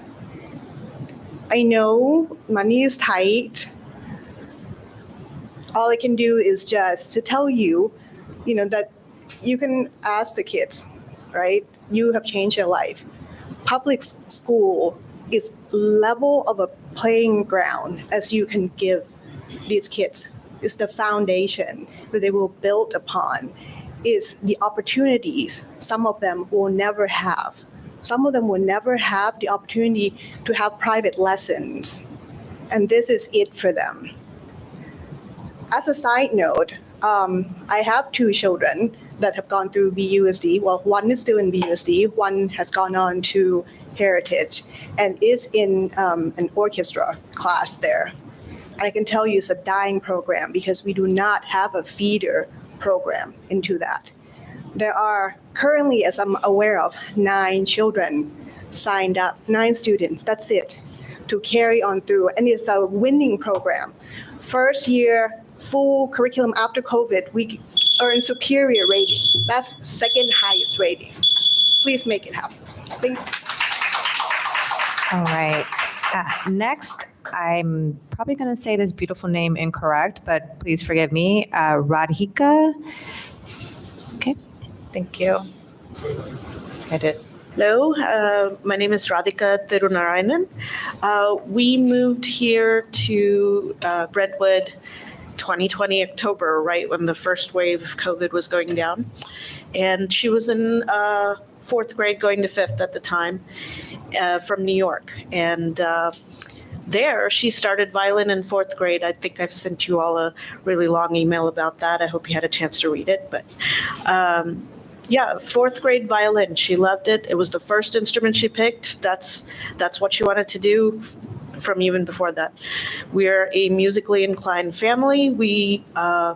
It's part of our culture. We learn classical Indian music from birth to adulthood. It's part of our life. It's something it's kind of ingrained in us. And for her to want to learn an instrument is like, okay, thank God. So for her to pick violin, we were thrilled. And when she came here, there was no orchestra program. We were shocked because I thought, if there's a band, there's got to be orchestra. So, I'll let her speak to how much she enjoys violin. So as you've heard, I did start violin in 4th grade, and I was shocked to hear there wasn't any orchestra here in Adams. So when I heard that orchestra was finally gonna pop up, I lit up and signed up signed up right away, put down my mom's email. So I really wish that I've also heard about the budget cuts, but I wish that orchestra could continue in Adams, and Miss Isaac here, she could keep teaching us, and all the future grades. Yeah. That's it. I really hope you can make it happen. Thank you. All right, next up, Sharon Bella. All right. You should hear me read the orchestra roll. I just. I want to thank you for having this here today. And I'm from 2 districts in my life that had strings forever. I'm a violinist for many years in Wichita, Kansas, and they have a plethora of orchestras, and came to California and took a job in Antioch Unified and taught music there 34 years, 38 altogether. And I'm still teaching part-time music because it is good for children. And there is a place for strings, and there's actually more places as adults for string players. When you listen to a movie, you hear the orchestra back there, even in the animated movies, so on. Over half of those players are string players. 40 violins, 20, maybe 15 violas, 20 cellos, so on. Now also, this was off my track, but now we see the pop videos the kids are watching, and maybe you've seen some of them, and all these new electric instruments. Who's up front playing now? This is one reason I think we're getting this reinvigorated interest to play a string instrument. I have some boys, I teach part-time at Antioch Charter Academy. I still teach 50 years later. I started in 1966 in public schools, and I obviously believe in it for kids, so I'm still teaching. Right now you have 2 sources. Andy talked about I understand about finances, but I know the block grant that is still there, even though it's been cut in half. There's still money there for arts, music, and then other things. Then the Prop 28 that came out has been cut some, but when you look, it was 900 million, or it was 970 million cut to 940, but we're guaranteed 1% of that. And if the Prop 98 money comes down, there's still a percentage of that for the arts and music.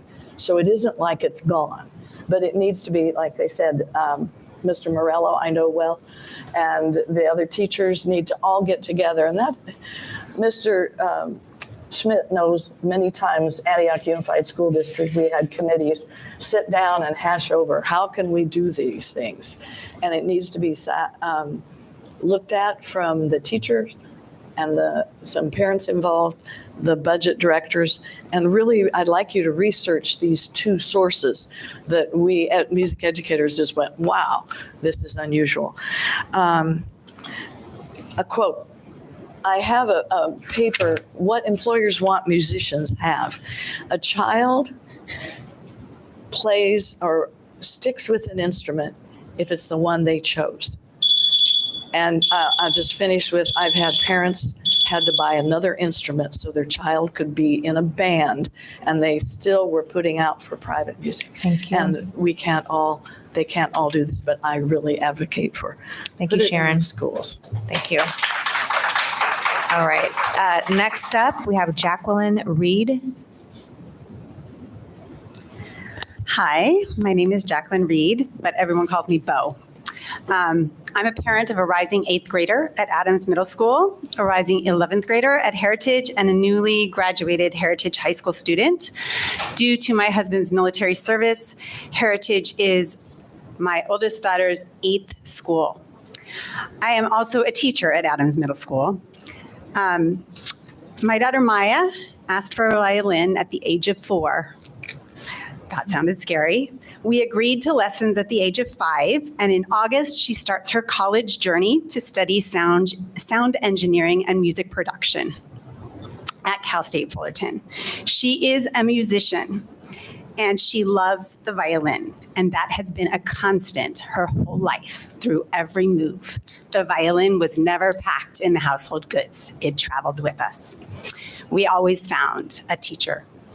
The orchestra was the place she felt at home. She made many lifelong friends through orchestra. If you read the article in the Brentwood Press, you can also see a video of the orchestra playing for the spring concert. You know her story. The orchestra at Heritage did not live up to our previous experiences where orchestra started in middle school. Like you heard, the orchestra is dying. I think there are about 20 kids this year, and it's going to go down to 9 next year. This led me to sponsor the orchestra club at Adams Middle School. It was really just an experiment, but the impact on the students is palpable. I see my daughter Maya in these kids. I ask you respectfully to stop saying what can't be done and model problem solving for our students. Last year at Adams, we had a huge enrollment of new 7th graders. We had to add classes to make room after the first quarter. We had to put 7th graders in 8th grade elective classes. The schedules changed and impacted almost every 7th grader, and the budget. But somehow it got done. It wasn't easy and the logistics were difficult, but it happened. Model problem solving and let's figure it out. Model equality, equity. My son is learning to play the saxophone for free. What about the kids who prefer a string instrument? Orchestra kids are really a special kind of kid, really, really special. They're dedicated, they're driven, they're enthusiastic, they delight in making this music together. It's something that is just amazing to see. I would compare the students to what would be like a gifted and talented student. And we provide gifted and talented programs for students. So I say model this equity. Don't think of it as a yes or a no. Let's be challenged to figure it out. Thank you. All right, next up, Patel Arya.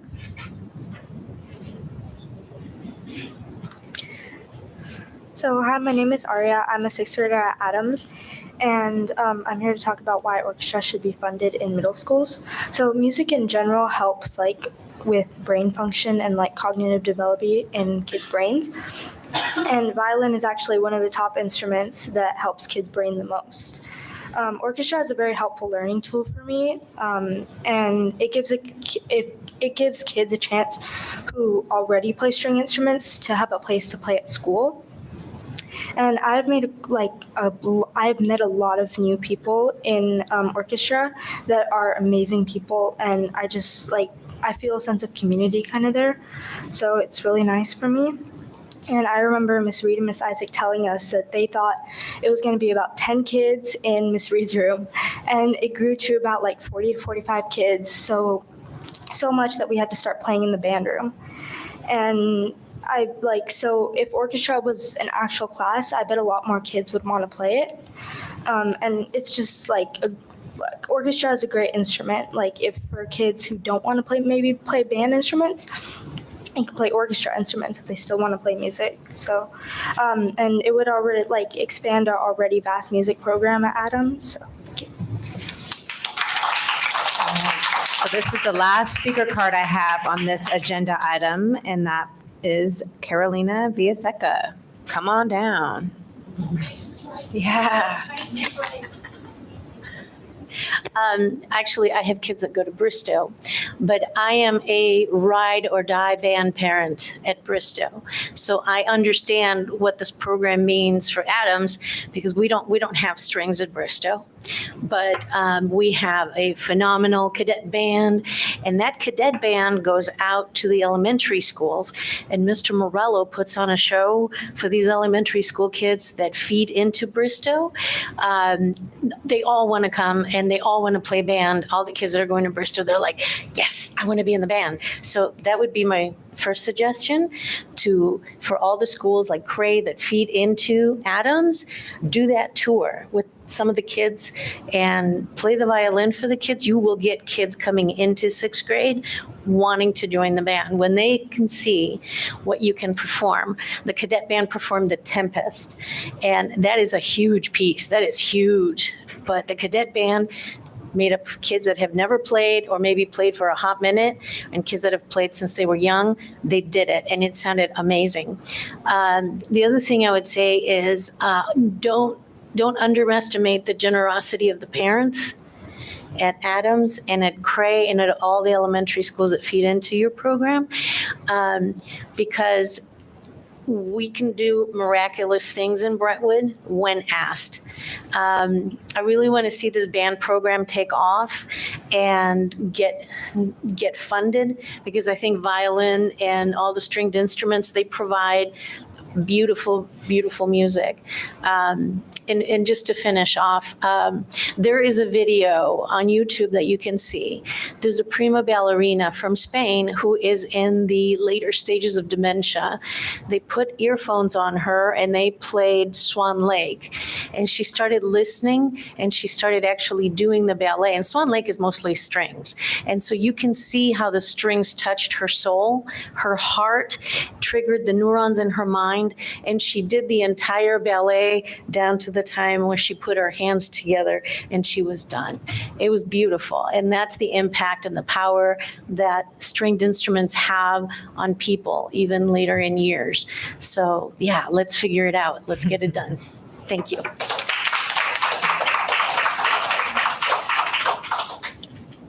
I'll make a motion that we close, excuse me, puberty. Make a motion that we close the 10.1 public discussion. I'll second. All right, I have a first and a second to close public comments on item 10.1. All those in favor? Aye. All right, so motion. I'm going to interrupt too. I'm not responding. I didn't want to respond to the speakers. I wanted to respond to the issue. And so I would hope that we could get a report to see what we can do. All right, so thank you. I'll report back to you. Okay, and before I hand it over for the presentation on the preliminary district budget, I do need to excuse myself from the rest of the meeting, and I will leave all of you in the hands of our Vice Chair, Trustee Dow Jensen, who will carry the meeting forward till adjournment. So I appreciate everyone coming, and I apologize, but I do need to leave before the meeting is over. So thank you very much. All right, next up, 10.2, presentation on. Sorry, we still have to do the budget presentation. Oh. Right, from 10.1. Okay. Sorry, we just got out. All right, next up, 10.1, presentation on preliminary district budget.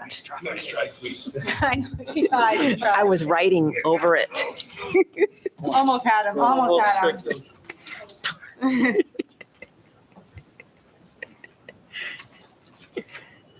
Good evening, board and public. You know, I've been reflecting, as you know, I just have a few days to go before I start to do something else. I was reflecting, you know, for a lot of reasons, but what sort of came to me today earlier, and I thought through it, is in the 9 years I've been doing this here, this is actually my 35th official budget presentation to the board. And I was probably nervous in my first couple, just being new to the position and learning my way around and understanding the budget. I'm probably just as nervous tonight, not because of that, but just because of the nature of where we are in the state budget and the fiscal budget. And I was thinking earlier is maybe the best way to do it is the legislature gives us one box of puzzle pieces, and it's got about 5 different sets of puzzle pieces, but they're not all complete and they're all different sizes and shapes. And we're supposed to put it together and make it into something. And then they add the other pieces later and they take more pieces away. So just, you know, tonight's, you know, as I go through this tonight, it's a starting point. And I'll make some comments about that as we go through, but this is, you know, as we go through this, you know, I'm presenting something to you tonight, but just know I'm working through the, you know, where I am and how I feel about what's going on. So in looking at the components tonight, this is a budget review. It'll come back next week for adoption. I'm going to review sort of what's going on, talk about the assumptions that are built into not only this year, but next year. And we'll really look quickly at the MYP. And as you know, the MYP is really a best guess at what happens in the out years. And I'm going to say that the multi-year projection will change dramatically, even in the next 2 months, as well as the next 6 months as the factors that play into that. We start with our starting point is the May revise, and the governor presented the May revise early May. And for 22-23, he made no changes to the budget effectively relative to 22-23. When he talked about the 23-24 budget, he made a small adjustment to what he released in January and increased the COLA to 8.22.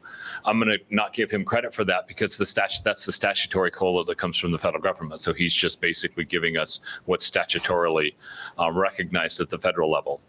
He also, in the 23-24 budget, made reductions to money that we got this year. The Arts and Music and Instructional Materials Block Grant, that's about a $1.8 billion reduction, which cuts it in half. And as you remember, we brought a plan to you back in June, in the fall that talked about the allocation of those money, and we've already allocated more than half of that. So it'll be interesting to see what happens with that one. The second one is the intervention block grant that he promised, and he's also reducing that. Now notice that he's not reducing it in this year. He's taking the money away from us next year out of this year's money. And remember, because that's important as we move through the meeting and we look at the material, my piece is to try to give the moving pieces that will be affected over time. And we don't know the rules right now until they actually get into agreement and required by the end of next week. Otherwise, the legislatures don't get paid.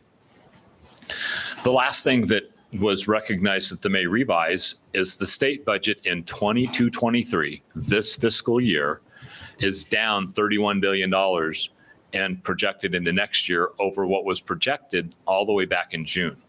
So the budget for next year is already $31 million below what we projected back in June. And that's affected, that's revenue that's this year, and they're projecting for next year. And notice I told you he's not making cuts to this year, he's making cuts and changes to next year, and he's giving us an 8.22 COLA. And I'll say, I'm not trying to be doom and gloom. I'm trying to put the factors out. So as you move through and you hear things in the news and you see what comes back to you, you have the moving parts that will be affected and will affect and effect the budget. Sorry, English teachers. Stated fiscal health. When you look at 23-24, even though I told you that we're short $31 billion, the noise, and I mean that the noise from the legislature and the pundits and the people that are speaking on behalf of the legislature and the governor, is the education is going to be status quo or safe with the 8.22 COLA. Even though everyone else is saying that's probably not a wise idea, the legislatures, the state are right now holding to that. What happens in 24-25 is our best guess right now. They've put something out there, but I'm going to say the multi-year is just the best guess right now, and we'll talk about that in a little bit. As you know, the biggest point that's affecting us right now is not only the revenue that we know about, the tax revenue, which is normally collected in April, has been projected and is pushed out all the way into October, both the state personal income taxes as well as the federal personal income taxes. At the state level, that's been stated, and you've heard this before, is about 50% of the state budget comes from the top 1% of earners, and that's through personal income tax. So we won't know that story till October. We're bringing a budget to you in mid-June right now, and it'll come back to you for approval next week. We'll have a state budget picture on paper near the end of next week if we're lucky, but we won't know the true story until really the governor signs the budget in July, and they work through the trailer bill language that last year lasted all the way into October. But they're saying that they expect it in July. We'll wait and see that. And we won't know the revenue picture till October. And then the legislative session is such that we may not see the legislatures again until January. So all these things will affect the decisions we make, not only next year, but thinking about what goes on in the out years. So known and unknown. Right now, we know the COLA is 8.22, and the noise is that's not going to change. And that's included in the assumptions we make tonight. The unknown, what we don't know, while they are included in the budget, but we don't know how to put them in the out years yet, is the Arts and Music Block and Instructional Materials Block Grant, the Prop 28 funding, which I'll talk about in a little bit, and the Intervention Block Grant. All of them saw reductions, and the arts and music that's stated earlier is 1% of Prop 98. But the problem is Prop 98 is going down, and if they hold true to the true revenue, we may have a different story down the road. So the revenue change. One of the things that was noted to you that's coming here tonight is there's a reduction in revenue of about $785,000 as that first interim in December, that was booked twice.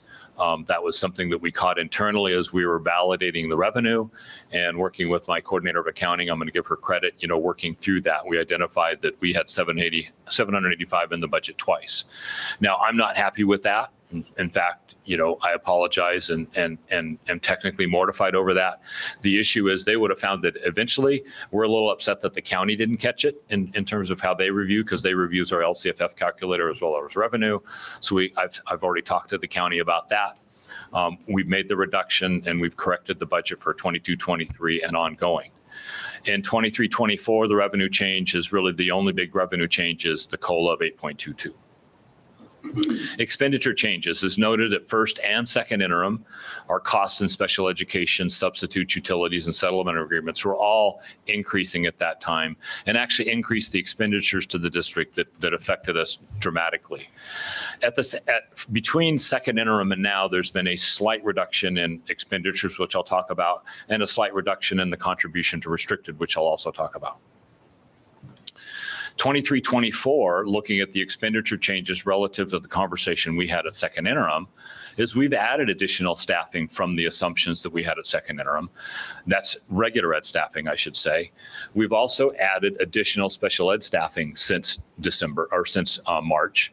Our utility and subs are about as high as we expected. We need to monitor those closely because those bills and those costs don't really true up here for about another week, and we'll see what those costs really are.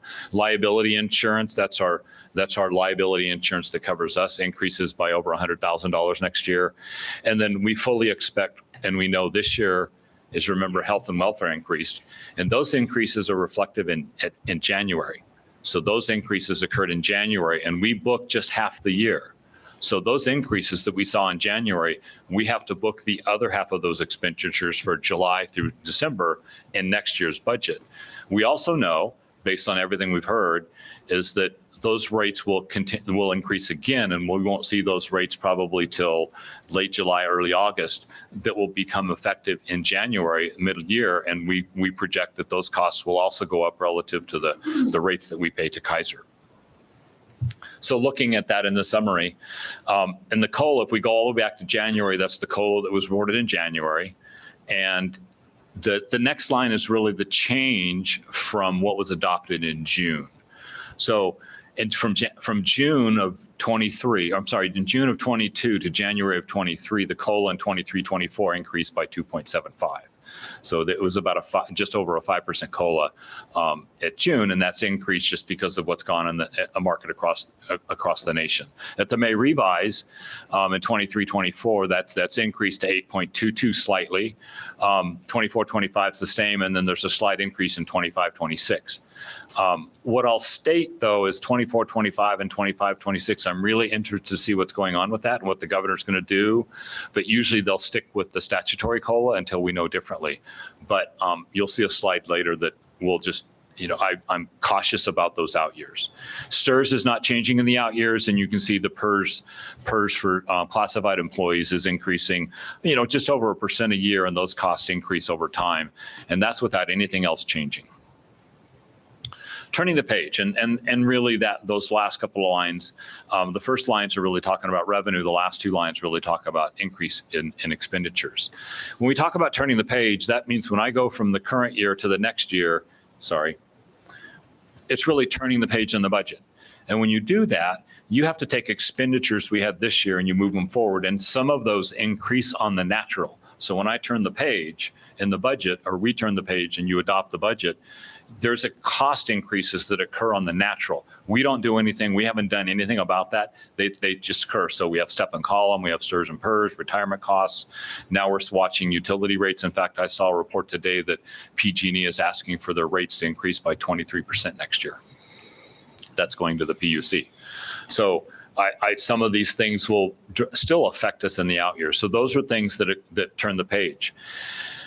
In my 9 years here, prior to 2021, from 14-15 through 19-20, we've not only saw COLA increases, but we also saw attendance and ADA increases. So when we built the budget in the following year, we had COLA increases, then our ADA also increases. So it's two things that affected the growth in our budget. In the last 3 years, we've not seen a growth in ADA because we've seen attendance loss and we saw enrollment loss in 2021. We're starting to see that enrollment come back, but we haven't seen the attendance return. We will start to see that next year if the projections we have come to life. So when you turn the page, if you don't have ADA growth, all of your cost increases come out of the COLA before you spend on anything new. So looking at that in pictorial, the gray bar on this chart is actually the annual ADA. That's what we reported as a district. The green bar is the ADA in terms of what the state actually funded us at relative to the LCFF calculator. The black bar is actually the enrollment in October, and the red bar is actually the percent ADA. That means the percent of kids attending class on our behalf. So if you look at the first 3 years, ADA, the red line, was up just right around 96%. But you can see beginning in 1920, you can see that our ADA and our funded ADA were the same, because in 1920 they froze our ADA at what we had in February, and we were funded that for the rest of the year, even though we saw dramatically decline in enrollment and ADA because of COVID. In 2021 and 21-22, those are the years we were most greatly and dramatically affected by COVID. We didn't see the ADA either in person or in reality. In 2021, we did not report ADA. We were waived from that requirement. So that's why it's yellow. It's my guess in terms of what that was, looking at what we are. But the governor and the legislature in 2021, 21-22, and even 22-23 used some held harmless language that allowed us to use prior year ADA all the way back to 1920. So you can see 2021 and 21-22, we used the same ADA that was reported in 1920. And that was by law. We got that automatically. Didn't matter what our ADA or enrollment was. In 22-23, that started to go away. It was a different averaging, but you can see our ADA in 22-23 is still well below what we're actually funded at, because we're funded at technically an average of the prior years. If we were funded at current year ADA, we'd actually have less money to talk about. Now, if you look at 23-24, the gray bar is our projected ADA, and our green bar is our projected funding. So we actually perceive that due to enrollment growth, just because, see, the black bar is actually dramatically higher, we project our enrollment growth is going to be finally catch up to 1920, and even at 93% ADA is going to exceed the funded ADA we had this year, probably by about 100 to 150 kids. That's based on the enrollment projections we're having watching those pieces. So again, when we turn the page, when we talk about turning the page, if we don't have ADA growth, we just rely on covering any costs out of that COLA. And as a reminder, about 1% ADA is just about 96 kids, or about $1 million. So 1% up, 1% down, it's $1 million change. But it takes about 100 kids to get that.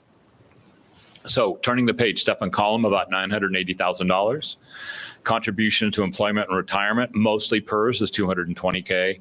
Special education increases $4.5 million next year. Now, let me come back to that. Remember, at second interim, we talked about increasing the contribution by $1 million next year, and we were going to have to bring back expenditures in special ed that we had in one-time money. If those expenditures increase and the one-time money's gone, we have to move those expenditures back to the unrestricted. So not only did we have pay increases, we've had some negotiated negotiated salary agreements relative to our speech. We've added almost 10 teachers in special education next year since we looked at this last time. So those costs, those are true costs of about $4.5 million increase to special education out of the unrestricted general fund. The special education budget next year technically is only going up right now at the end of May on our projections about $700,000 or $800,000. But we had to bring a big chunk of expenditures out of one-time money back to the unrestricted budget because those one-time monies are gone. They're not there. They're not there for us to use the COVID money. Those COVID, they're gone, and we've used those in lots of different ways, but mostly to cover that this last year. Utility costs and substitutes costs are about $1.5 million. Now, is that going to be new costs next year? No, it's not new cost. What it is when we built the budget this year, we moved this year, the utility and sub rates just have gone through the roof. And those costs we're projecting to continue. So those are costs that we look at next year. Health and welfare, next year is about $550,000 increase. And the new staff outside of special ed we're already looking at about 1.1 million just in turning the page, looking from last year to next year. When we look at that in a different way, in 22-23, which is the first two bars, the green bar really represents the COLA that we received this year. And the next bar really talks about how, as a combination of new expenditures coming into this year, how did that COLA get used up? Well, there's STRS and PERS in there because this was the last year's of STRS increase. There's a little bit of special ed costs in there, mainly because most of those costs went into one-time funding. And this is really talking about the unrestricted budget. Step and column costs are in there gray. And then we also had an increase to salary and benefits of just over 10%. And that's the big blue bar there. Those costs were increased that incurred this year. If we look at next year, we're looking at a COLA of just over, and notice the COLA was over 12% because he gave us about 6% on a COLA and then he gave it an augmented back in July. This year, we're looking at about an 8.22% COLA. And you can see there's the orange bar is mostly special ed, eats up more than half of that.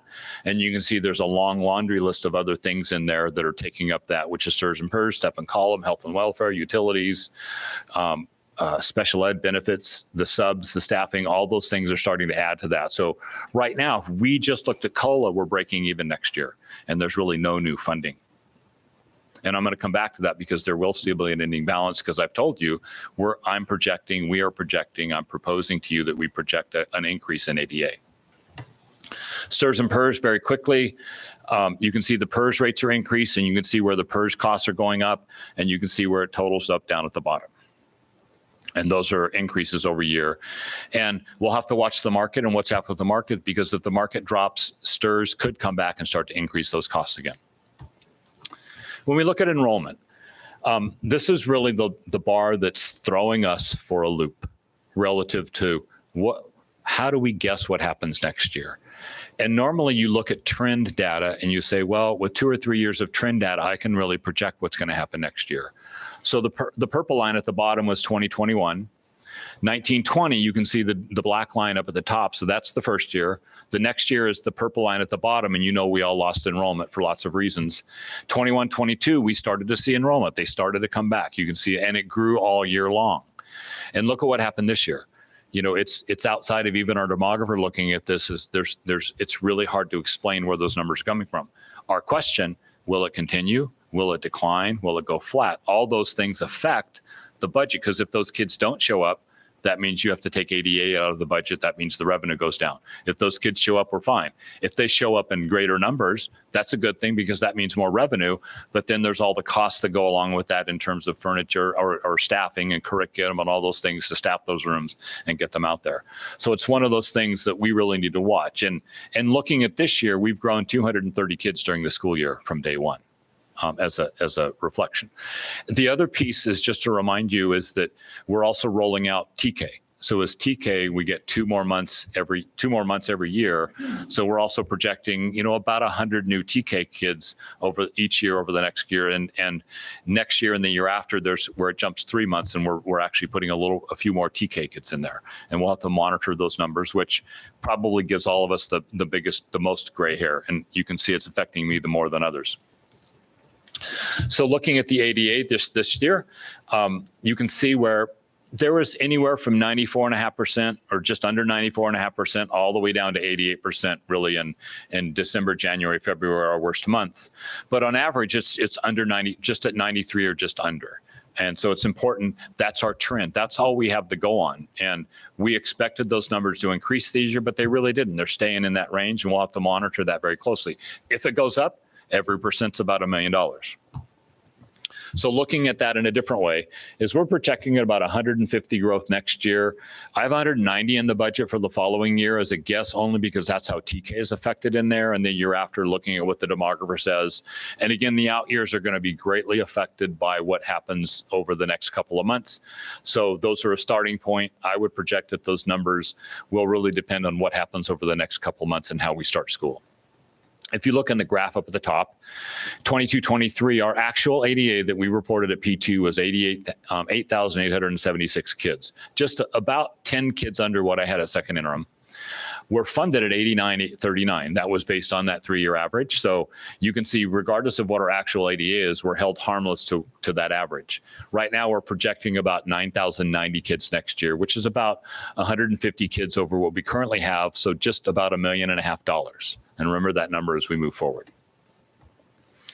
So we're funded through the LCFF. And if you remember, the LCFF was started by Governor Brown really about 11 years ago. And the idea that he had is let's get the money into one pot and let's let the board make decisions on how best to educate their kids. In the last 4 years, we've gone from one pot of money to many pots of money, which I'll talk about. But for the LCFF purposes, we get the COLA. And really for next year, you can see we're getting about $11,500 for a TK for 100% attendance. And for 4 through 6, we get about $10,600, and 7 through 8, about $10,900. So on average, that's about $11,200 dollars per kid at full attendance. But right now we're 93%, so it's a little less than that. For a comparison, for Liberty gets $13,000 a student for 100% attendance. That's almost, if we were Liberty and we had our ADA next year, that's $15 million more. So just think about that perspective relative to what Liberty does. So sort of a review of assumptions. We have revenue is really based on COLA, ADA, and our unduplicated count. Expenditures and turning the page that we're looking at, step and column. We've talked about these, but I will talk about, we've got about 8 regular ed staff that we've added to the budget. And we've got in special ed about 9 certificated staff at this time. And every time you add an SDC classroom, you're adding 3 to 4 aides of full time. And it starts to add up really fast. And I know on the staffing sheet tonight, there's additional special ed staffing that were just approved tonight. They'll have to be included in the budget as we move forward, which will affect some of those things. And expenditures on the side, we know about STRS and PERS. I've talked about the staffing. We have a new school opening in 24-25, and we're starting some of the staffing, especially the administrator for that, which she'll come back to you with. Step and column increases, service costs relative to the contracts we have for all the different things we do. And then we have utilities. And I'll point out utilities is not only did the rates go up, but in the last 3 years, we have a Chromebook in every kid's hand in a classroom. We have HEPA filters in every classroom. And we know that the gas and electric and garbage rates have gone up, because I know, like you see those utility bills at home, and really probably like me, it sits on the counter for a couple of days because I really don't want to open because I know how bad it's going to be. So it's been talked about before, but I want to talk about here. Prop 28 was passed by the voters. It was passed by the voters. And it is arts education funding. There's a couple of caveats with it. Is some of the language in that funding says you can't supplant anything you're already doing. And one of the questions around that is if the parents have funded that program from the state's eye point right now without any of the language, and they don't have the language out there. Let's say an elementary school funded an after-school music program, and it was for $20,000. We'd have to report that, and I can't replace that with the new Prop 28 funding. That's how the supplanting rules work. I can't pay for anything currently in place. And right now they're so open, it's anything we have currently in place, even the stuff that's coming from donation accounts. That's the questions we have as CBOs from the state level.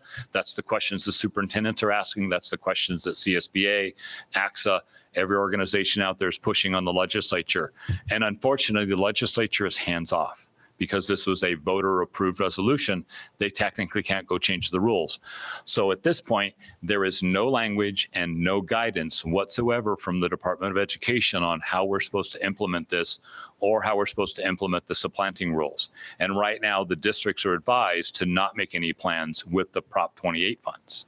The other catch is if we're using any of the arts and music and instructional materials block grant for music and we spend money, that would also be a supplanting. So let's say we spent $10,000 on wind instruments. I can't use Prop 28 money to now continue that funding. That option goes away. It's the supplanting rules. And if you want, I can spend another 2 hours on supplanting. I don't wish to, I don't hope to, but if you want to, I'll be glad to talk about supplanting. But I can tell there's a couple questions. Is there any idea of when we'll have clarification on how those funds can be spent? And how much are those funds for us? Right now, school services projecting just under $1 million for us, which is a reduction. We have the math, but it's school services projections. There's nothing from the Department of Finance and nothing from CDE relative to what the dollar amounts are. It's just a projection by a state agency that monitors budgets. They're not a state agent and they're not official, so they say that. But it's about, for us, it's just under $1 million. Timeline on when we might know, have any clarification on that? No idea. Yeah, I think every expert that we've talked to has said that you shouldn't plan on spending it for this next year because they're not going to be ready with the rules. So they're so focused on the challenges that they're having with the state budget that they haven't really gotten to this is the challenge. So it's frustrating to say the least, because we know there's lots of things we could and would like to do and work through the planning, but until we work out the rules relative to supplanting, it's going to be really tough. So looking at looking at not a comparison, but looking at how other districts fare, the green bars on this chart is really the amount of dollars that those districts get on an average per pupil basis in 22-23 at second interim when I pulled this data from all those districts. That's the green bars. And you can see that we, on the left, are the lowest funded district, being a K-8 district with a low UPP and no parcel taxes. There's several districts on here that are probably lower than us, but they have a parcel tax, and that's included in here because it comes into their unrestricted fund. The black line is the percent of salary to their total expenditures. So we're just about 90% salary to expenditures, and you can see outside of Martinez, everyone else is lower than us or dramatically lower than us relative to where they are. And many of them have a larger ending balance than we do, percentage-wise. So just a reference in terms of how other districts fare. You know, we're looking at we're the lowest funded district, still doing what we do as effectively we do, which is a positive thing. So looking at the unrestricted budget, and this is looking at this year. And I have the second interim data at revenue expenditures, estimated actuals and change. And really the revenue change I've already talked about. There was a double booking of revenue in there. That's been taken out. But we also saw a little slight increase in some of the other resources. So that's not down the 785. Expenditures are down just a little bit. We were able to move some expenditures out into other funds where appropriate. Contributions down just a little bit. We get our final special ed revenue right at the end of May relative to the county taxes. So because the special ed revenue went up, we could reduce the contribution just a little bit. And you can see that our deficit spending is still increasing, basically because of the revenue went down. And our ending balance went down from second interim about $400,000. I will note there's a Proposition 2 has a rule relative to districts can't have an unrestricted ending fund balance greater than 10%. And so some districts have to do some work around what do they do with money. We're at 6.3% right now. So right now we're under the 10%, not a focus for us, but it's something we still monitor. And right now, based on the best guesses that we have, our reserve right now is projected to be about 9.6 next year. So we're also out of that. As you look at the MYP, again, I have 22 and 23 on here, which is as accurate as we can get and as close as we can get with all the things I've talked about tonight. And really, you can see our revenue goes up really because of COLA and a little bit, an 8.2% COLA. And people, well, how can that be? Well, we're almost $100 million. So 1% is about $1 million. So 8% COLA is a pretty good significant increase over a budget that started at $95 million, plus about 150 kids in new ADA. Expenditures up for all the reasons I talked about.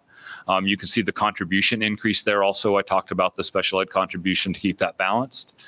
And you can see expenditures up. Because of the increase in revenue, our revenue to expenditures at this time right now today, based on everything we knew at the end of May, is we're positive. We have more revenue than expenditures at this time next year. I will say that's going to be a number that changes dramatically by the week over the summer. and we'll have to watch that closely. Our beginning balance is about $6 million going into next year, and we're ending with a little bit more of that because we have more revenue than expenditures at this time. And you can see the 4.25 and the unassigned down at the bottom. So remember, I told you we got about 150 kids, about $1.5 million. If we didn't have growth, we'd be flat. We'd be zero, and we'd be deficit spending next year. I'm just giving you a point of reference. That's not the only reason. I'm just giving you a point of reference, and all those things that can change. Remember the puzzle pieces? ADA, enrollment, utilities, all those things could and may change. And we don't know what the governor and legislature are going to do. I won't talk about the out years because right now those are guesses, but that's the best guess right now relative to what I've showed you earlier in the assumptions. And right now that's healthy, but we know we're in negotiations to the table, and that could dramatically affect a lot of those things as we move into that next year. This is a what if scenario, and I've added this, sorry, after I put the packet together, you're not approving this, but I'm giving you some scenarios if you have here. If you look at, actually this is in your packet, I think, I can't remember now. If you look at the first block, this is just if ADA goes down just a little bit. So right now, if ADA growth is 150, but we decrease the out years, you can see the dramatic change. We're still sort of safe next year. That's just to give you a comparison. That just decreases the ADA in the out years a little bit. And again, there's lots of things that can change. If you look at the lower one, the Department of Finance, the Legislative Analyst's Office came out with a saying, if it was up to the Legislative Analyst's Office, the 23-24 budget would have a 5% COLA and close to 2 to 3 in the out years. So if we did that, look at what happens. Our revenue would go down, the expenditure stay the same, but we'd have a deficit ending balance next year of $1.7 million. We wouldn't be able to do that. We'd be having a much serious other conversation right now to get this to the county. So just to go in there, okay? So looking at the restricted budget, very similar. There's some changes in the restricted budget. There's so many changes in the restricted budget that, our ending balance goes down just because of the expenditures with everything that increased during the year and all the grants, and we took some revenue away. On the restricted MYP, the biggest thing I want to point out here is the expenditures are still increasing. Eventually, those are going to have to come down as we start to take away one-time money. But you can see in 22-23, we had revenue of $38 million. Look at the next 3 years. We have $15 million less because all those one-time monies goes away, and we don't see any more one-time money coming. So we're going to have to watch our one-time expenditures and our restricted. Combined budget. This is really everything combined. So next year, we're projecting a budget of about $129 million with everything we know. When I started, it was a $65 million budget. I'm still trying to put my head around our $85 million budget. So that's what's changed in the time I've been here. So healthy right now. Looking at the ending balance is really, we have about 600, there's the 1.4 next year in 22-23, and you can see that's healthy in the out years. But remember, that's everything all together without any other changes. And that the reserves at the bottom are the total reserves, and we only have to look at the unrestricted. Components of the ending balance, if you come up, and I'm looking at next year, that the second line under 22-23 is $15 million. That's the projected ending balance. There it is in the first line. We have to add Fund 17 for the rules on this. And this is one of the things you're accepting in your approval tonight for the county. So we bring Fund 17, which is that special reserve, which brings us to 15.7. The district, our standard in terms of our economic uncertainty is about $3.7 million. That's the remaining balance is 11.9. You take out the 1.25. You take out the restricted money that stays on the restricted side, our LCFF money that's in the carryover, both the district and site levels. And then there's the Fund 17 that comes back out. The total, everything that we reserve down there. So basically, there's no money left relative to where we have the money reserved, and that's just something that we have to function. And essentially, there's LCAP dollars of about 1.5. That's the dollars that sort of makes up our ending balance, but basically those are allocated to the school sites in carryover and at the district level. We have 7 or 8 other funds, nutrition, non-capital, OPEB, Measure B, developer fees, hardship capital projects. That's just sort of projecting what our beginning and expenditures are going to be for next year. And you can see Measure B is pretty healthy this year, and we'll start to look at that, expending most of those funds in building the new school next year. That's our projection. That'll get updated quite a bit in a few times as we go forward. In closure, we really need to watch enrollment and attendance ADA. That's going to be the biggest thing. I can say that, we'll watch the state finances, but Those are the things that are sort of a little less out of our control. Monitor costs, of course, monitor our one-time expenditures very closely, monitor that are there, and I'll be bringing the budget. This is submitted for you to review tonight. It'll come back to you next week for approval. Be glad to answer any questions. Thank you.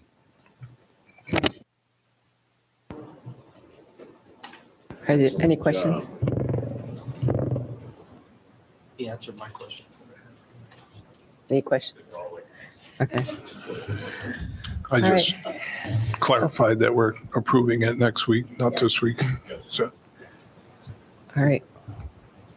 Okay, up next, 10.2, presentation on draft local control accountability plan, LCAP. Yeah, and board, this is here. You've seen this before, these items before. They're here for you to review. This is a two-part process like the budget. And the goals and the plans that are outlined here will come back to you at the next board meeting for approval. And I'm happy to answer any questions that you might have. Not at this time. Thank you. Any questions? All right, thank you. Up next, 10.3, approval of updated Brentwood Board Governance Handbook.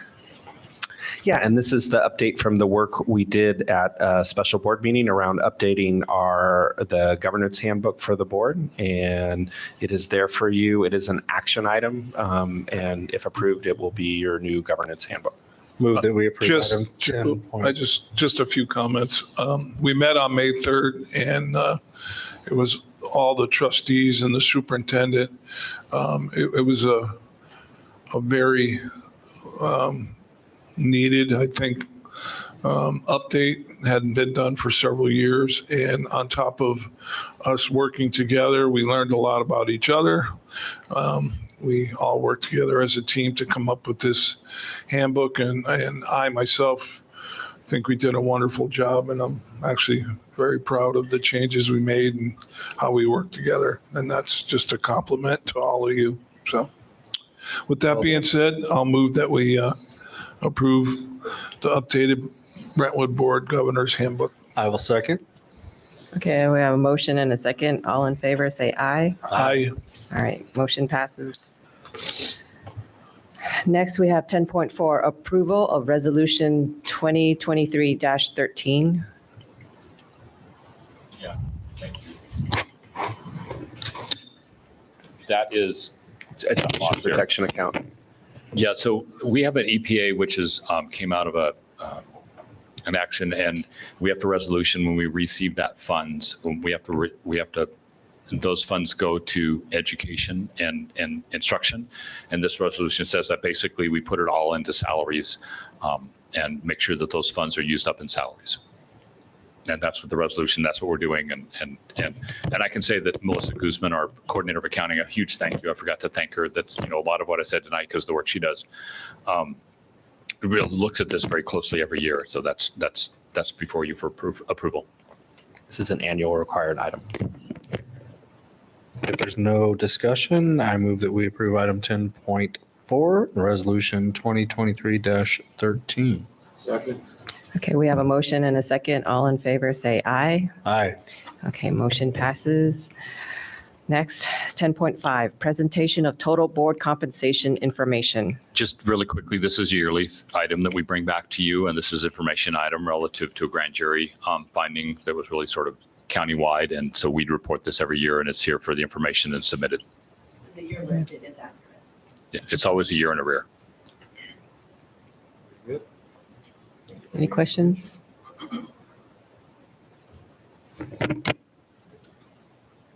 Okay. It's just information. Oh, it's just information. Wait, 10.5 is information? Okay. All right, 10.6. Yeah, good evening, Board. So tonight I'm coming before you to add additional staffing. This is reflective for largely special ed. 1 FTE, we're adding a mild to moderate class at Brentwood Elementary School, a 0.5 psychologist, a 1.0 FTE psychologist interim year 2, and then an SLP. And all of this is to accommodate the increase in caseload in the special ed classes that we have added. I'll make a motion that we approve the 23-24 certified staffing allocations as just spoken about by the Mr. Calabrese. I'll second. Okay, we have a motion and a second. All in favor, say aye. Aye. All right, motion carries. And any board member comments, future agenda items?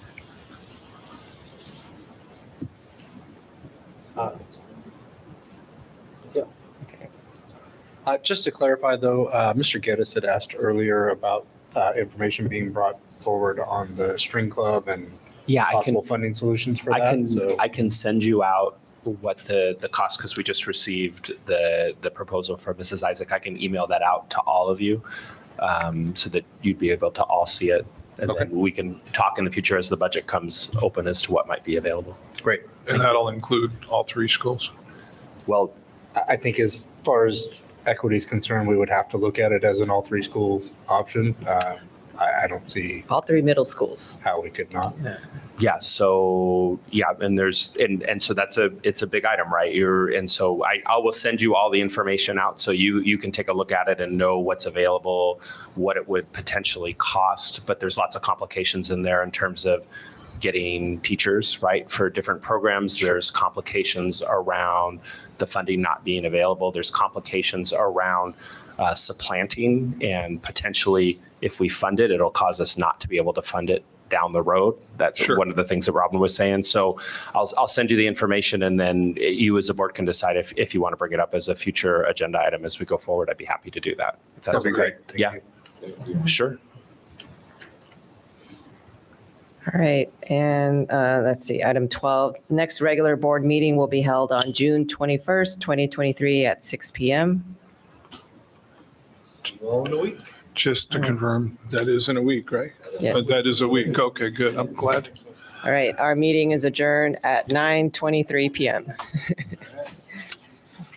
Thank you, everyone. I need some signatures for.